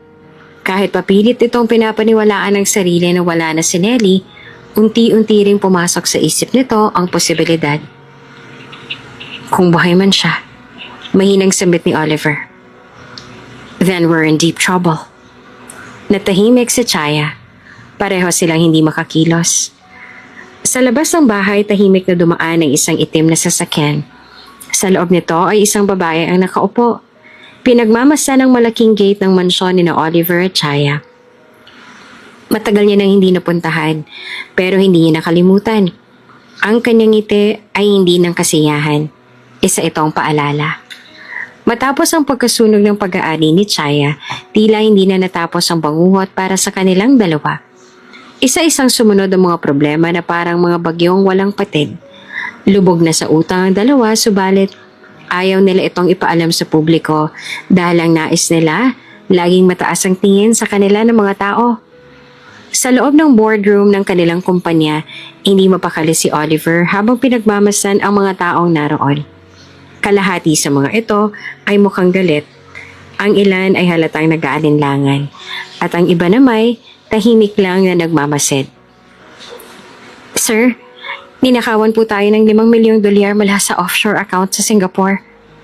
Ulat ng kanilang CFO. Pawis na pawis sa tila ayaw ibalita ang malas. What? Sigaw ni Oliver. Tumayo ito sa kanyang upuan at halos mawala ng hininga sa gulat. Paano nangyari yon? Hindi ba't may multi-level authentication ng account na yon? Meron po pero mukhang may inside job eh. Baka po may spy sa loob. Lahat ng transactions natin itong huling linggo, lahat failed. Pati shipment ng produkto natin from China hinarang sa customs. And sir, isa pa. Napatingin si Oliver at hindi pa rin makapaniwala. Isa-isa nang umaalis sa mga investors. Kanina lang po nag-withdraw na rin si Mr. Hoshino, one of our biggest Japanese backers. Matapos ang ilang beses nating pagpalya, walang tiwala nila sa atin. Lahat ay nagdududa na. Halos mawala naman ang kulay yung mukha ni Oliver. Para itong pinagsakluban ng langit at lupa. Parang lahat ng pinaghirapan nito ay dahan-dahang nawawala sa harapan nito mismo. Samantala, sa kabilang bahagi naman ng lungsod, si Chaya ay tila unti-unti nang nawawala sa sarili. Nakatitig lang siya sa salamin. Humihingal. At paulit-ulit na binubulong. Buhay siya. Buhay si Nelly. Siyang gumagawa nito. Siyang nagpapabagsak sa atin. Umiiyak si Chaya habang yakap-yakap ang sarili. Para bang tanging katawan na lang nito ang naiiwan habang unti-unting kinakain ang takot ng kanyang isipan.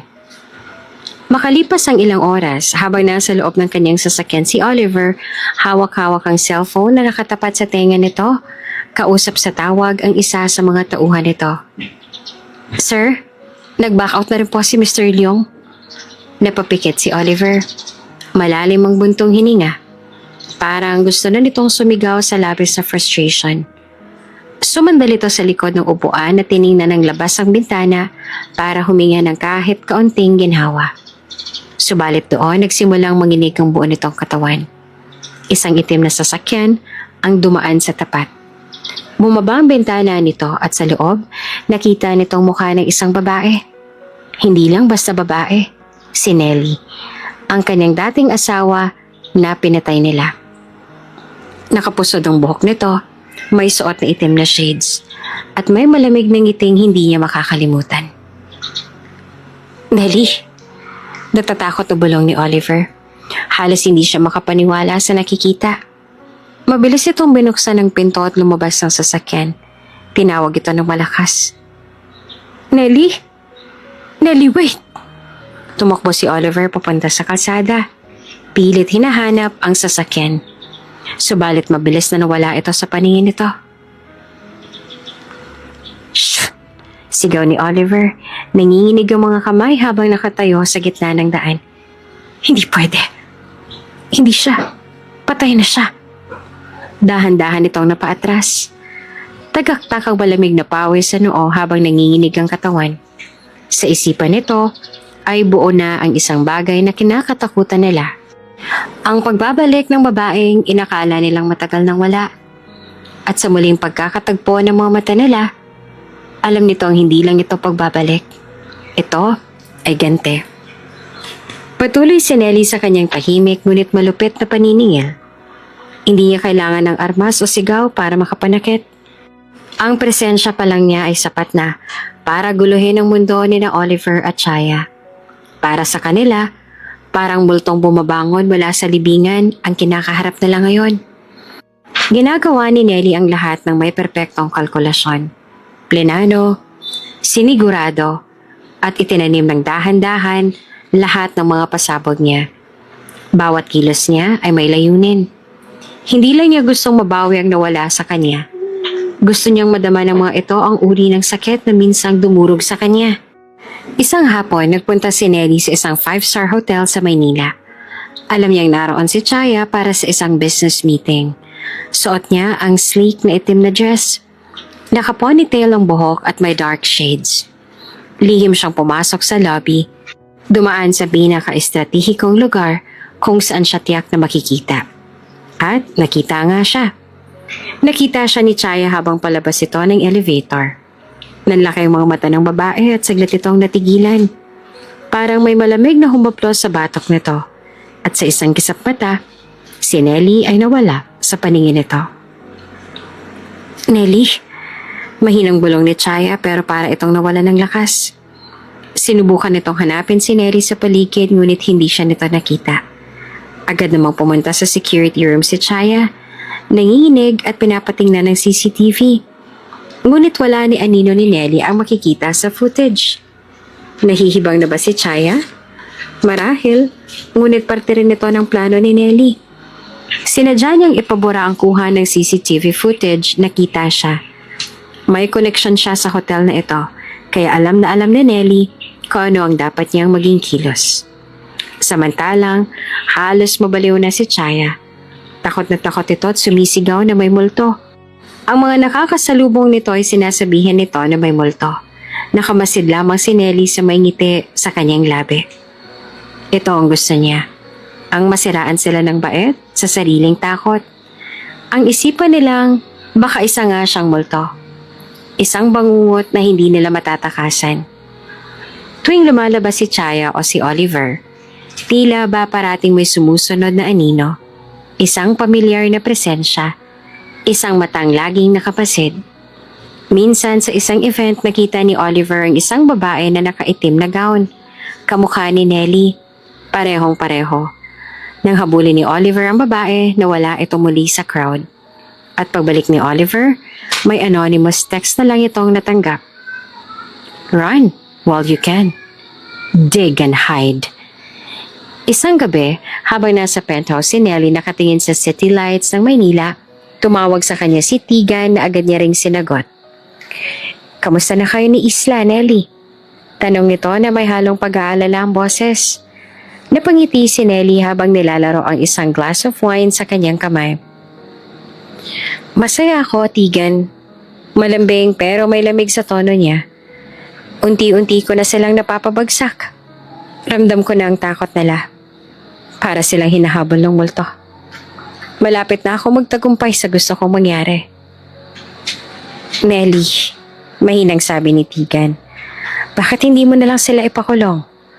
Alam kong may hawak ang mga ebidensya laban sa kanila. Kaya mo silang tapusin sa isang iglap. Bakit hindi mo na lang tapusin to ng maayos? Tumingin siya sa malayo. Umabot ng ilang segundo bago sumagot. Hindi pa sapat, Tigan. Tumayo siya at lumakad papunta sa bintana. Nakatingin sa syudad na minsan niyang tinawag na impyerno. Ayoko matapos ito ng ganun lang. Gusto kong maramdaman din nila lahat ng pinaramdam nila sa akin. Yung pait, yung kahihiyan, yung takot, yung pagkawasak. Gusto ko silang lumuhod at magmakaawa. Gusto ko marinig sa bibig nila ang salitang patawad. Hindi dahil pinilit ko, kundi dahil wala na silang ibang pagpipilian. Tahimik si Tigan sa kabilang linya. Alam ni Nelly na gusto siyang pigilan ni Tigan, na gusto nitong mamuhay na lamang siya ng payapa kasama ang kanyang anak. Subalit hindi iyon ang balak niyang gawin. Wala pa siyang planong tumigil at higit pa roon, walang sino man ang makakapigil sa kanya. Baka masaktan ka lang lalo, Nelly. Sabi ni Tigan na halos pabulong.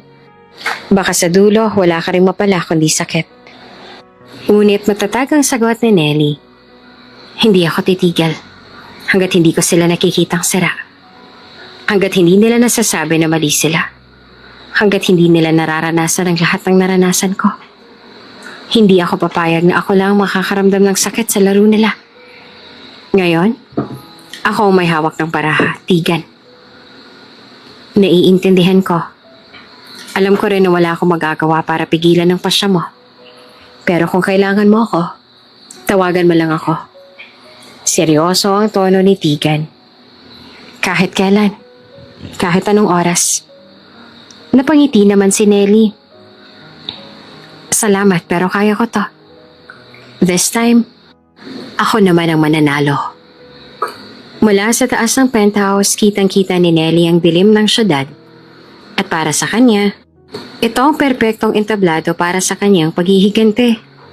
Tila ba nilamon na si Nelly ng galit sa lumipas na mga araw at linggo. Ang dating ina na kilala ni Isla na masayahin at puno ng kulay ay unti-unti nang nawawala sa bawat araw na lumilipas. Sa bawat hakbang ng kanyang paghihigante, lalo niyang nararamdaman ang kalamigang bumabalot sa kanyang puso. Iyon ang kanyang sandata. Sa kabilang dako, sina Oliver at Chaya ay lalo nang nalugmok. Ang kumpanya na ninakaw lang nila ay unti-unti nang nawawala sa kanila. Nawala ng investors, sablay ang mga deals at tila wala na rin tiwala sa kanila ang industriya. Lahat ng ito ay pinanood ni Nelly na parang isang sine. Hawak ang isang tasa ng kape at may matagumpay na ngisi sa kanyang labi. Ngunit hindi pa iyon sapat para sa kanya. Isang gabi habang nasa loob siya ng kanyang study room, kausap niya ang isa sa kanyang mga tauhan. Make sure the next batch of files leak by Monday. I want their names ruined before the board meeting. Gusto ko ring pasabugin ninyo ang mga sasakyan nila. Is that clear? Yes, ma'am. Tumango ang lalaki bago umalis. Pumasok naman sa silid ang kanyang anak. Namumugto ang mga mata nito. Halatang umiiyak. Isla? Mahina at gulat ang boses ni Nelly. Lumapit ang bata. Nanginginig ang labi. Naririnig po kita, Mommy. Are you really hurting people? Nanlumo si Nelly. Agad siyang tumayo. Lumapit sa anak at lumuhod sa harap nito at saka niyakap ito. I'm so sorry, baby. I'm really sorry. Mahina niyang sabi habang niyakap ito ng mahigpit. Mommy's just trying to fix things. Ngunit sa halip na tumahan, lalo lang umiyak si Isla. Ilang araw ang lumipas at tila hindi maalis sa isipan ng batang narinig at nakita niya. Nakikita nito ang ina na laging tulala. Palaging may hawak na cellphone. Laging naguutos at galit ang tono. Hanggang isang hapon, habang nasa garden sila, tahimik na lumapit si Isla at naupo sa tabi ng ina. Mommy, nagsimula ito habang nakatingin sa langit. You're doing this just to get revenge on my real father, aren't you? I heard everything. You're doing this because of him. Natahimik si Nelly. Hindi niya inaasahang maririnig ito mula sa bibig ng sariling anak. Tumingin siya sa anak at nakita niyang hindi galit si Isla. Bagkos ay malungkot ito. Yes, sagot ni Nelly sa mababang tinig. Because he hurt me. He hurt us. He destroyed everything I had. Tahimik si Isla sa ilang saglit bago nagsalita ulit. Mommy, I don't like what you're doing because you're angry. I'm sorry for what Papa did to you, even though I never got to know him. But I know you loved him once. So please don't let the pain turn you into someone you're not. Don't let what he did keep hurting both of us. Tumingin ito sa kanya. Puno ng luha ang mga mata. I don't want him to take the happy version of you away from me too. Nabigla si Nelly sa sinabi ng anak. Tuluyan siyang natahimik. You're not the same anymore. Patuloy pa ni Isla. You used to smile more. You used to laugh when I told you silly jokes. Now you're always angry or quiet. Or gone. I miss that, Mommy. Tila binagsakan naman ng langit si Nelly. Tiningnan niya ang anak. Ang kaisa-isa niyang yaman. Ang bunga ng lahat ng sakit at pagmamahal. Let the law take care of him just like what Daddy Tegan said. But don't let anger consume you. Let's go back to Daddy Tegan. He's always been kind. He's always been there. Maybe he can help you smile again. Hindi nakinig si Nelly sa sinabi ng anak niya. Hinawakan niya ang mukha nito at mariing niyakap at tanilikan sa noo. I'm sorry, anak. I'm really sorry. Ngunit sa likod ng yakap na iyon, buo pa rin ang desisyon niya. Hindi pa siya tapos. Hindi pa siya handang bitawan ng sakit. Kahit pa ang anak niya nang nagmamakaawa, ang galit sa kanyang puso ay mas malakas pa rin. Kinabukasan habang nasa terrace siya at ninanamnam ang malamog na hangin ng biglang may nag-doorbell, kaya naman agad siyang nagtungo sa pinto para buksan ang pinto. Nagulat si Nelly nang makita kung sino ang nasa labas. Tegan? Tahimik itong lumapit at ngumiti. I'm sorry for coming unannounced pero I'm worried about you. About both of you. Walang nasabi si Nelly. Tumango lang siya. Sabay malaking binuksan ang pinto para papasukin ito. Pagkapasok ni Tegan sa loob, biglang lumabas mula sa hallway si Isla. Nang makita nito si Tegan, napasigaw ito sa tuwa. Daddy! Agad na lumuhod si Tegan at sinalubong si Isla. Buong higpit niya itong niyakap at binuhat. Oh, I miss you so much, baby. Bulong ni Tegan habang niyakap ito ni Isla. I miss you too, Daddy. Tugon ni Isla. Napapangiti naman si Nelly habang nakatingin sa kanila. Isang bahagyang kaligayahan ang sumilay sa kanyang mukha sa tagpong iyon. Ngunit napansin ni Tegan ang lungkot sa mga mata ni Isla. Parang may bumabagabag dito. Hey, what's wrong, baby? Why do you look so sad? May problema ba? May masakit ba sa'yo? Tahimik si Isla bago nagsalita. Mahinang boses pero buo. I'm sad because of mommy. Napalingon si Tegan kay Nelly. Halatang nagtatanong ang mga mata. Si Nelly naman ay umiwas ng tingin. Tila ayaw marinig ang sasabihin ng anak. I want her to stop seeking revenge, Daddy. Patuloy ni Isla. I want her to let the law handle it, like what you said before. Natahimik si Tegan. Tumingin ito kay Nelly na nag-iwas lang ng tingin. Bumalik ang tingin nito kay Isla at pinisil ng bahagya ang kamay nito. I'll talk to your mommy about this, baby. I promise. Really, Daddy? Tanong ni Isla na may bahid ng pag-asa sa boses. Tumango si Tegan at hinalikan sa pisngi ang anak. Yes, we'll fix this. Together. Nang makatulog na si Isla sa silid nito, iniwan ni Nelly si Tegan sa sala. Tahimik ang paligid at tangi ang mahinang pag-ihip ng hangin mula sa bintana ang naririnig. Nakatayo si Nelly sa may terrace. Nakatanaw sa dilim ng gabi. Parang sinusubukang hanapin ang katahimikan na matagal nang nawala sa puso niya. Lumapit si Tegan sa kanya. Dahan-dahang sumandal sa haligi at tumingin sa babae. Maybe you should stop doing this. Mahina nitong simula. Nelly, listen to your daughter. She wants to be happy with you. She wants her mommy back. The kind and joyful one. Not someone who's controlled and consumed by anger. Hindi nagsalita si Nelly. Pinikit niya ang mga mata.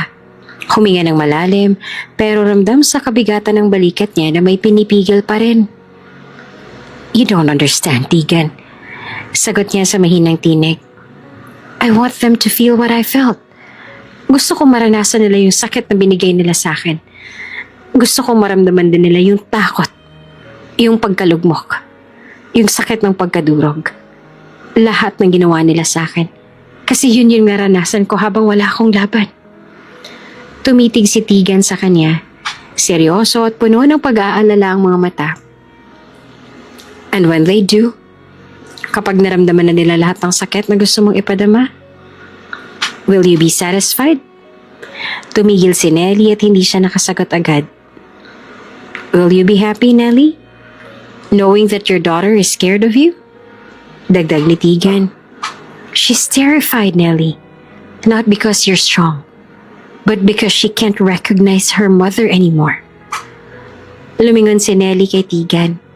May luha na sa gilid ng mga mata niya, pero nagpumilit siyang maging matatag. I'm doing this for her.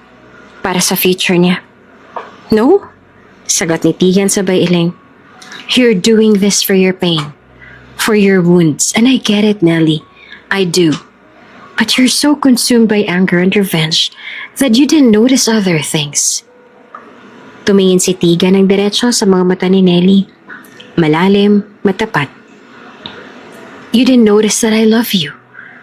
Na sa kabila ng sakit na nararamdaman mo noon, deserve mo pa rin na maging masaya. Na mas gusto namin na masaya ka. Na mas gusto namin na makita ang masayahing ikaw kesa ang Nelly na punong-puno ng galit at kagustuhan na makagante. I'm deeply in love with you, Nelly. Hindi siya makapagsalita. Parang biglang tumigil ang mundo sa sinabi ni Tegan. Mahal na mahal kita. Dagdag pa ng lalaki. Mas malinaw at buo ang tinig. And I don't want to lose you to this darkness you're creating. I don't want anger to control you entirely. You're better than this. You're more than this. Nanatiling tahimik si Nelly. Nanginginig ang dibdib niya sa bigat ng emosyon. Tila gusto niyang maniwala. Gusto niyang bumitaw sa galit. Pero hindi pa rin niya alam kung paano. Please, Nelly. Bulong ni Tegan. Dahan-dahang lumapit at tinawakan ng kamay ng babae. Let me help you find peace. Let Isla see her mom smile again. Not smile because someone else is suffering, but smile because she's finally free. Ngunit hindi pa rin nakinig si Nelly. Wala siyang ibang pinakinggan maliban sa sarili niya. Madilim ang gabi at tanging liwanag ay galing sa mga headlights ng sasakyang nakaparada malapit sa gilid ng bangin. Ang bangin kung saan minsang tinangka ni na Chaya at Oliver na tapusin ang buhay ni Nelly. Nakaupo sa wheelchair si na Oliver at Chaya. Nakapiring pa sila. May posa sa kamay. Puno ng takot ang kanilang muka habang pinupwesto ng mga tauhan ni Nelly sa mismong gilid ng bangin. Marahang nanginginig ang kanilang mga katawan. Ano to? Saan niyo kami dadalhin? Sigaw ni Oliver habang nagpupumiglas. Let us go! Kung gusto niyo ng pera, sasamahan namin kayo sa bangko. Singit pa ni Chaya at desperado na ang tono. Hindi sila pinansin ng mga tauhan. Ilang saglit pa ay dumating si Nelly. Mabagal ang hakbang. Nakasuot ng maitim na dress at may malamig na ekspresyon sa mukha. Pinatanggal niya ang piring sa kanilang mga mata. Pagkakita nila sa kanya, natigilan sina Chaya at Oliver. You're alive. Bulong ni Chaya na hindi makapaniwala. Ngumiti-ngiti si Nelly. Hindi ngiti ng tuwa, kundi ng pait. Of course, I'm alive. Hindi ako multo dahil hindi kayo nagtagumpay sa plano niyong patayin ako. Kaya, babawiin ko kung anong ninakaw niyo sa akin. Mula sa araw na to, wala na kayong silbi sa kumpanya. Dahil ako na ulit ang bagong presidente. Tumitig siya sa kanila ng matalim. At ngayon, ipaparanas ko sa inyo kung ano ang ginawa niyo sa akin noon. Kayo ang mamamatay sa lugar na to. At hindi ako. Nelly, please. Usal ni Oliver. Nanginginig na ang tinig. Sorry, we were desperate back then. Desperate? Putol ni Nelly. Lumapit sa kanila. At dahil sa desperation ninyo, itinapon niyo ako rito? You left me for dead. Oh, we were wrong. Sabi ni Chaya na puno ng luha ang mga mata. Nelly, patawad, please. Ngunit hindi niya sila pinansin. Ikinumpas niya ang kamay sa mga tauhan. Ready? Tanong ng isa sa mga ito. Ihuhulog na po ba namin sila, ma'am? Tahimik si Nelly. Napatitig sa kanila. Sa mga mukha ng dalawang taong minsang naging mahalaga rin sa buhay niya. Sobrang takot ang nakikita niya sa mga mata ni na Chaya at Oliver. Ngunit sa mga saglit na iyon, biglang pumasok sa isip ni Nelly ang tinig ng kanyang anak. I want you to stop seeking revenge, Mommy. At ang mga mata nitong may luha habang sinasabi, You're making my real father pay for what he did, but I want you to be happy. At si Tegan, ang lalaking minahal niya sa kabila ng lahat, ang desperasyon sa mga mata nito habang sinasabi, I don't want the anger to control you entirely. Biglang bumagal ang mundo sa kanya. May mainit na luha na pumatak mula sa kanyang mata. Hindi niya na kayang itago ang bigat sa kanyang dibdib. Tumikim siya, huminga ng malalim, at bumulong sa sarili. Kung gagawin ko to, magiging katulad at kasing sama nila ako. Inangat niya ang kamay, senyales na pigilan ng mga tauhan niya. Ilayo niyo sila sa gilid ng bangin. Mahinang utos niya. Dalhin sila sa mga pulis. Sa kanila sila dapat managot. Nagkatingin na naman ang mga tauhan niya bago tumango at sinunod ang utos. Lumapit si Nelly kina Chaya at Oliver. This is not forgiveness. Matigas niyang wika. This is me choosing peace. This is me choosing Isla, Antigan, and myself. Sa wakas, natuto siyang magpatawad. Hindi dahil karapat-dapat silang patawarin, kundi dahil mas mahalagang kapayapaan ng kanyang puso kaysa sa bigat ng paghihigante. At sa dilim ng gabi, sa mismong bangin kung saan halos mawala ang buhay niya, doon niya tuyong binitawan ng galit. Sa wakas, malaya na siya. Tahimik ang penthouse nang dumating si Nelly. Gabing-gabi na, ngunit nakaabang pa rin si Tigan at Isla sa sala. Ilang ulit nang sumulyap sa orasan si Tigan. Halatang nag-aalala, habang si Isla ay nakaupo sa sofa, yakap-yakap ang paborito nitong stuffed toy. Pagkarinig ng pagbukas ng pinto, mabilis silang napatayo. "Mommy!" sigaw ni Isla sabay takbo palapit sa kanya. Agad na niyakap ni Nelly ang anak. Mahigpit, halos ayaw niya ng bitiwan. Napaluha siya habang hinahaplos ang buhok ng kanyang anak. "I'm sorry, baby. I'm really sorry." Mahina niyang bulong habang yakap-yakap ang bata. "I'm sorry if mommy scared you. If I made you feel unsafe." Tumango lamang si Isla. Tapos tiningala siya at ngumiti. "It's okay, mommy. You're here now." Pumintig ang puso ni Nelly. Saka siya marahang kumala sa yakap at hinuplos ang pisngi ng anak. Dinala na sila sa mga pulis. Sabi niya, "Si Chaya and your father, Oliver, they'll face what they did, pero sa tamang paraan na." Napatingin siya kay Tigan. Natahimik lang na nakamasid. May ngiti ito sa labi. Pero bakas pa rin ang pag-aalala sa mga mata nito.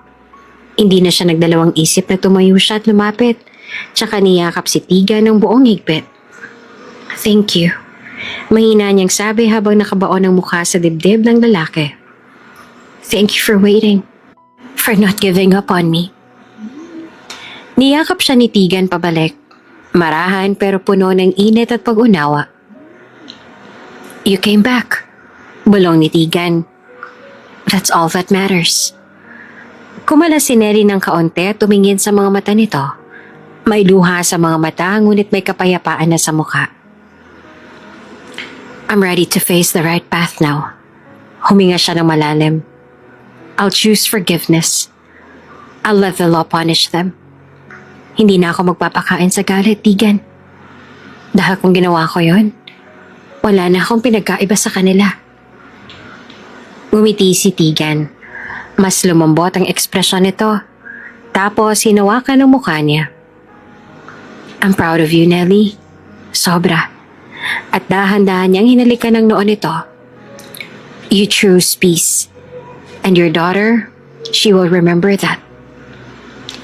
Napapikit si Nelly sa halik nito bago tumingin muli sa mga mata nito. "Mahal kita, Tigan." Mahina pero matatag ang tinig niya. "Thank you sa pagmamahal mo. Thank you for loving both of me and Isla. Kahit noong mga panahong ako mismo, hindi ko kayang mahalin ang sarili ko." "You were always worth loving," sagot ni Tigan. "Even when you couldn't see it yourself." Ngumiti si Nelly, tsaka muling tiningnan si Isla na nakatayo sa may gilid. Pinagmamasdan sila. "Dahil sa inyo, natuto ako maghilom. Sa wakas, hindi na ako multo ng nakaraan ko." Lumapit si Isla at silang tatlo ay nagyakap.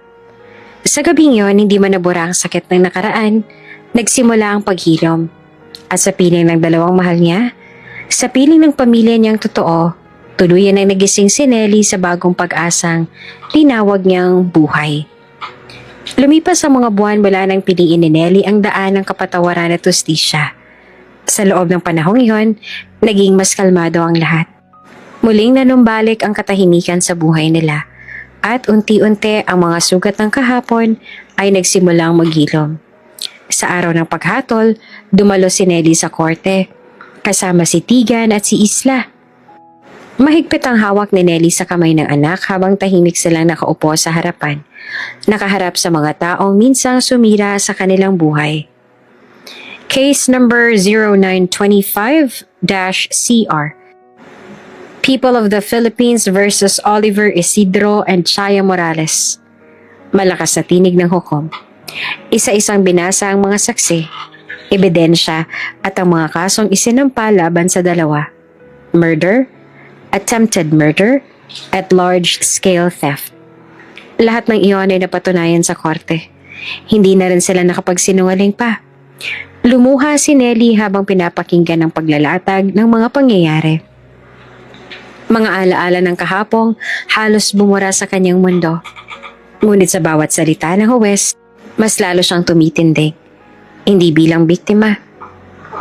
In view of the foregoing, the court finds the accused, Oliver Isidro and Chaya Morales, guilty beyond reasonable doubt and sentences them to reclusion perpetua or life imprisonment. Formal na hatol ng hukom. Isang malalim na buntong hiningang lumabas mula kay Nelly. Si Isla, bagamat hindi gaanong nauunawaan ng kabuuan, ay mahigpit na yumakap sa kanya. Pagkatapos ng hatol, habang kinakaladkad palabas ng korte si Oliver, saglit itong lumingon. Doon ito nakita ang batang babae sa tabi ni Nelly. Napahinto ito, baka sa mga mata ang gulat. Lumapit si Isla. Pinigilan ni Nelly ngunit hinawakan siya ng anak sa kamay. "It's okay, Mommy. I just want to talk to him." Tumingala si Isla kay Oliver at nagsalita ng buong tapang, ngunit may kabaitan. "Thank you for being one of the reasons I'm in this world." Wika nito sa kalmadong tinig. "I hope you'll regret what you've done. But don't worry, I'm not mad at you. I'm happy with Mommy and Daddy Tigan." Hindi nakasagot si Oliver. Napayuko ito, tuluyang dinala ng mga pulis palabas ang korte. Bitbit ang bigat ng mga kasalanan at ang mga salitang higit pang mabigat kaysa sa tanikala ng bilangguan. Makalipas ang ilang linggo, opisyal na naibalik kay Nelly ang kumpanyang ipinagkait sa kanya. Isang seremonyang isinagawa sa mismong opisina kung saan siya ay sinalubong ng kanyang mga empleyado sa mainit na palakpakan. Ang mga taong minsang pinaniwalang wala siyang karapatan, ngayon ay taas noon niya ng pinamumunuan. Ngunit higit pa sa kayamanan at tagumpay sa negosyo, ang totoong tagumpay ni Nelly ay hindi nasusukat ng yaman, kundi ng mga taong nasa tabi niya. Sa isang tahimik na gabi sa penthouse, nakaupo si Nelly sa veranda.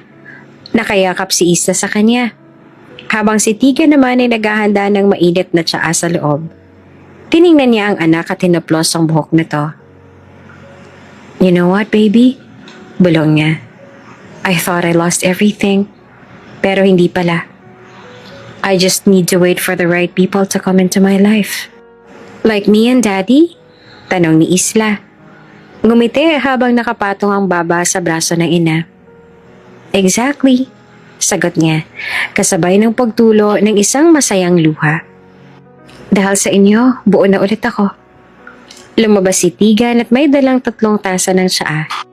"Tea is served for my 2 favorite girls." Nakangiting bati nito. Lumapit si Nelly at walang sabi-sabing niyakap si Tigan. Mahigpit, puno ng damdamin. "Thank you, Tigan," bulong niya.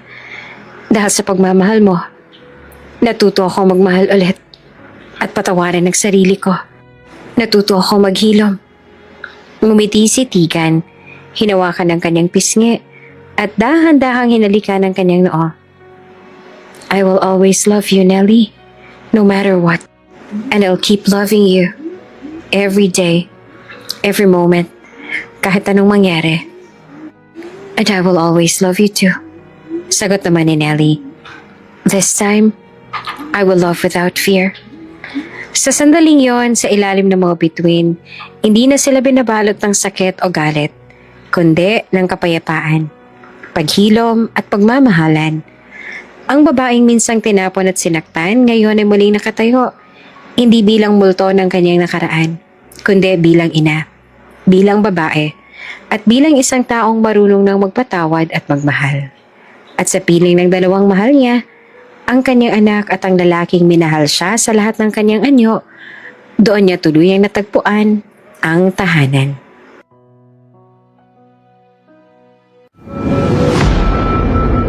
Kung bago ka pa lang sa channel na ito, Ate Jane TV, huwag kalimutang pindutin ang notification bell and subscribe button. Sana po hindi naman malaking abala sa inyo ang pagpindot ng subscribe button dahil ang kapalit po nito ay ang pagsuporta para makapag-produce ng mga libreng stories sa mga channels ni Ate Jane. Maraming salamat! Oliver,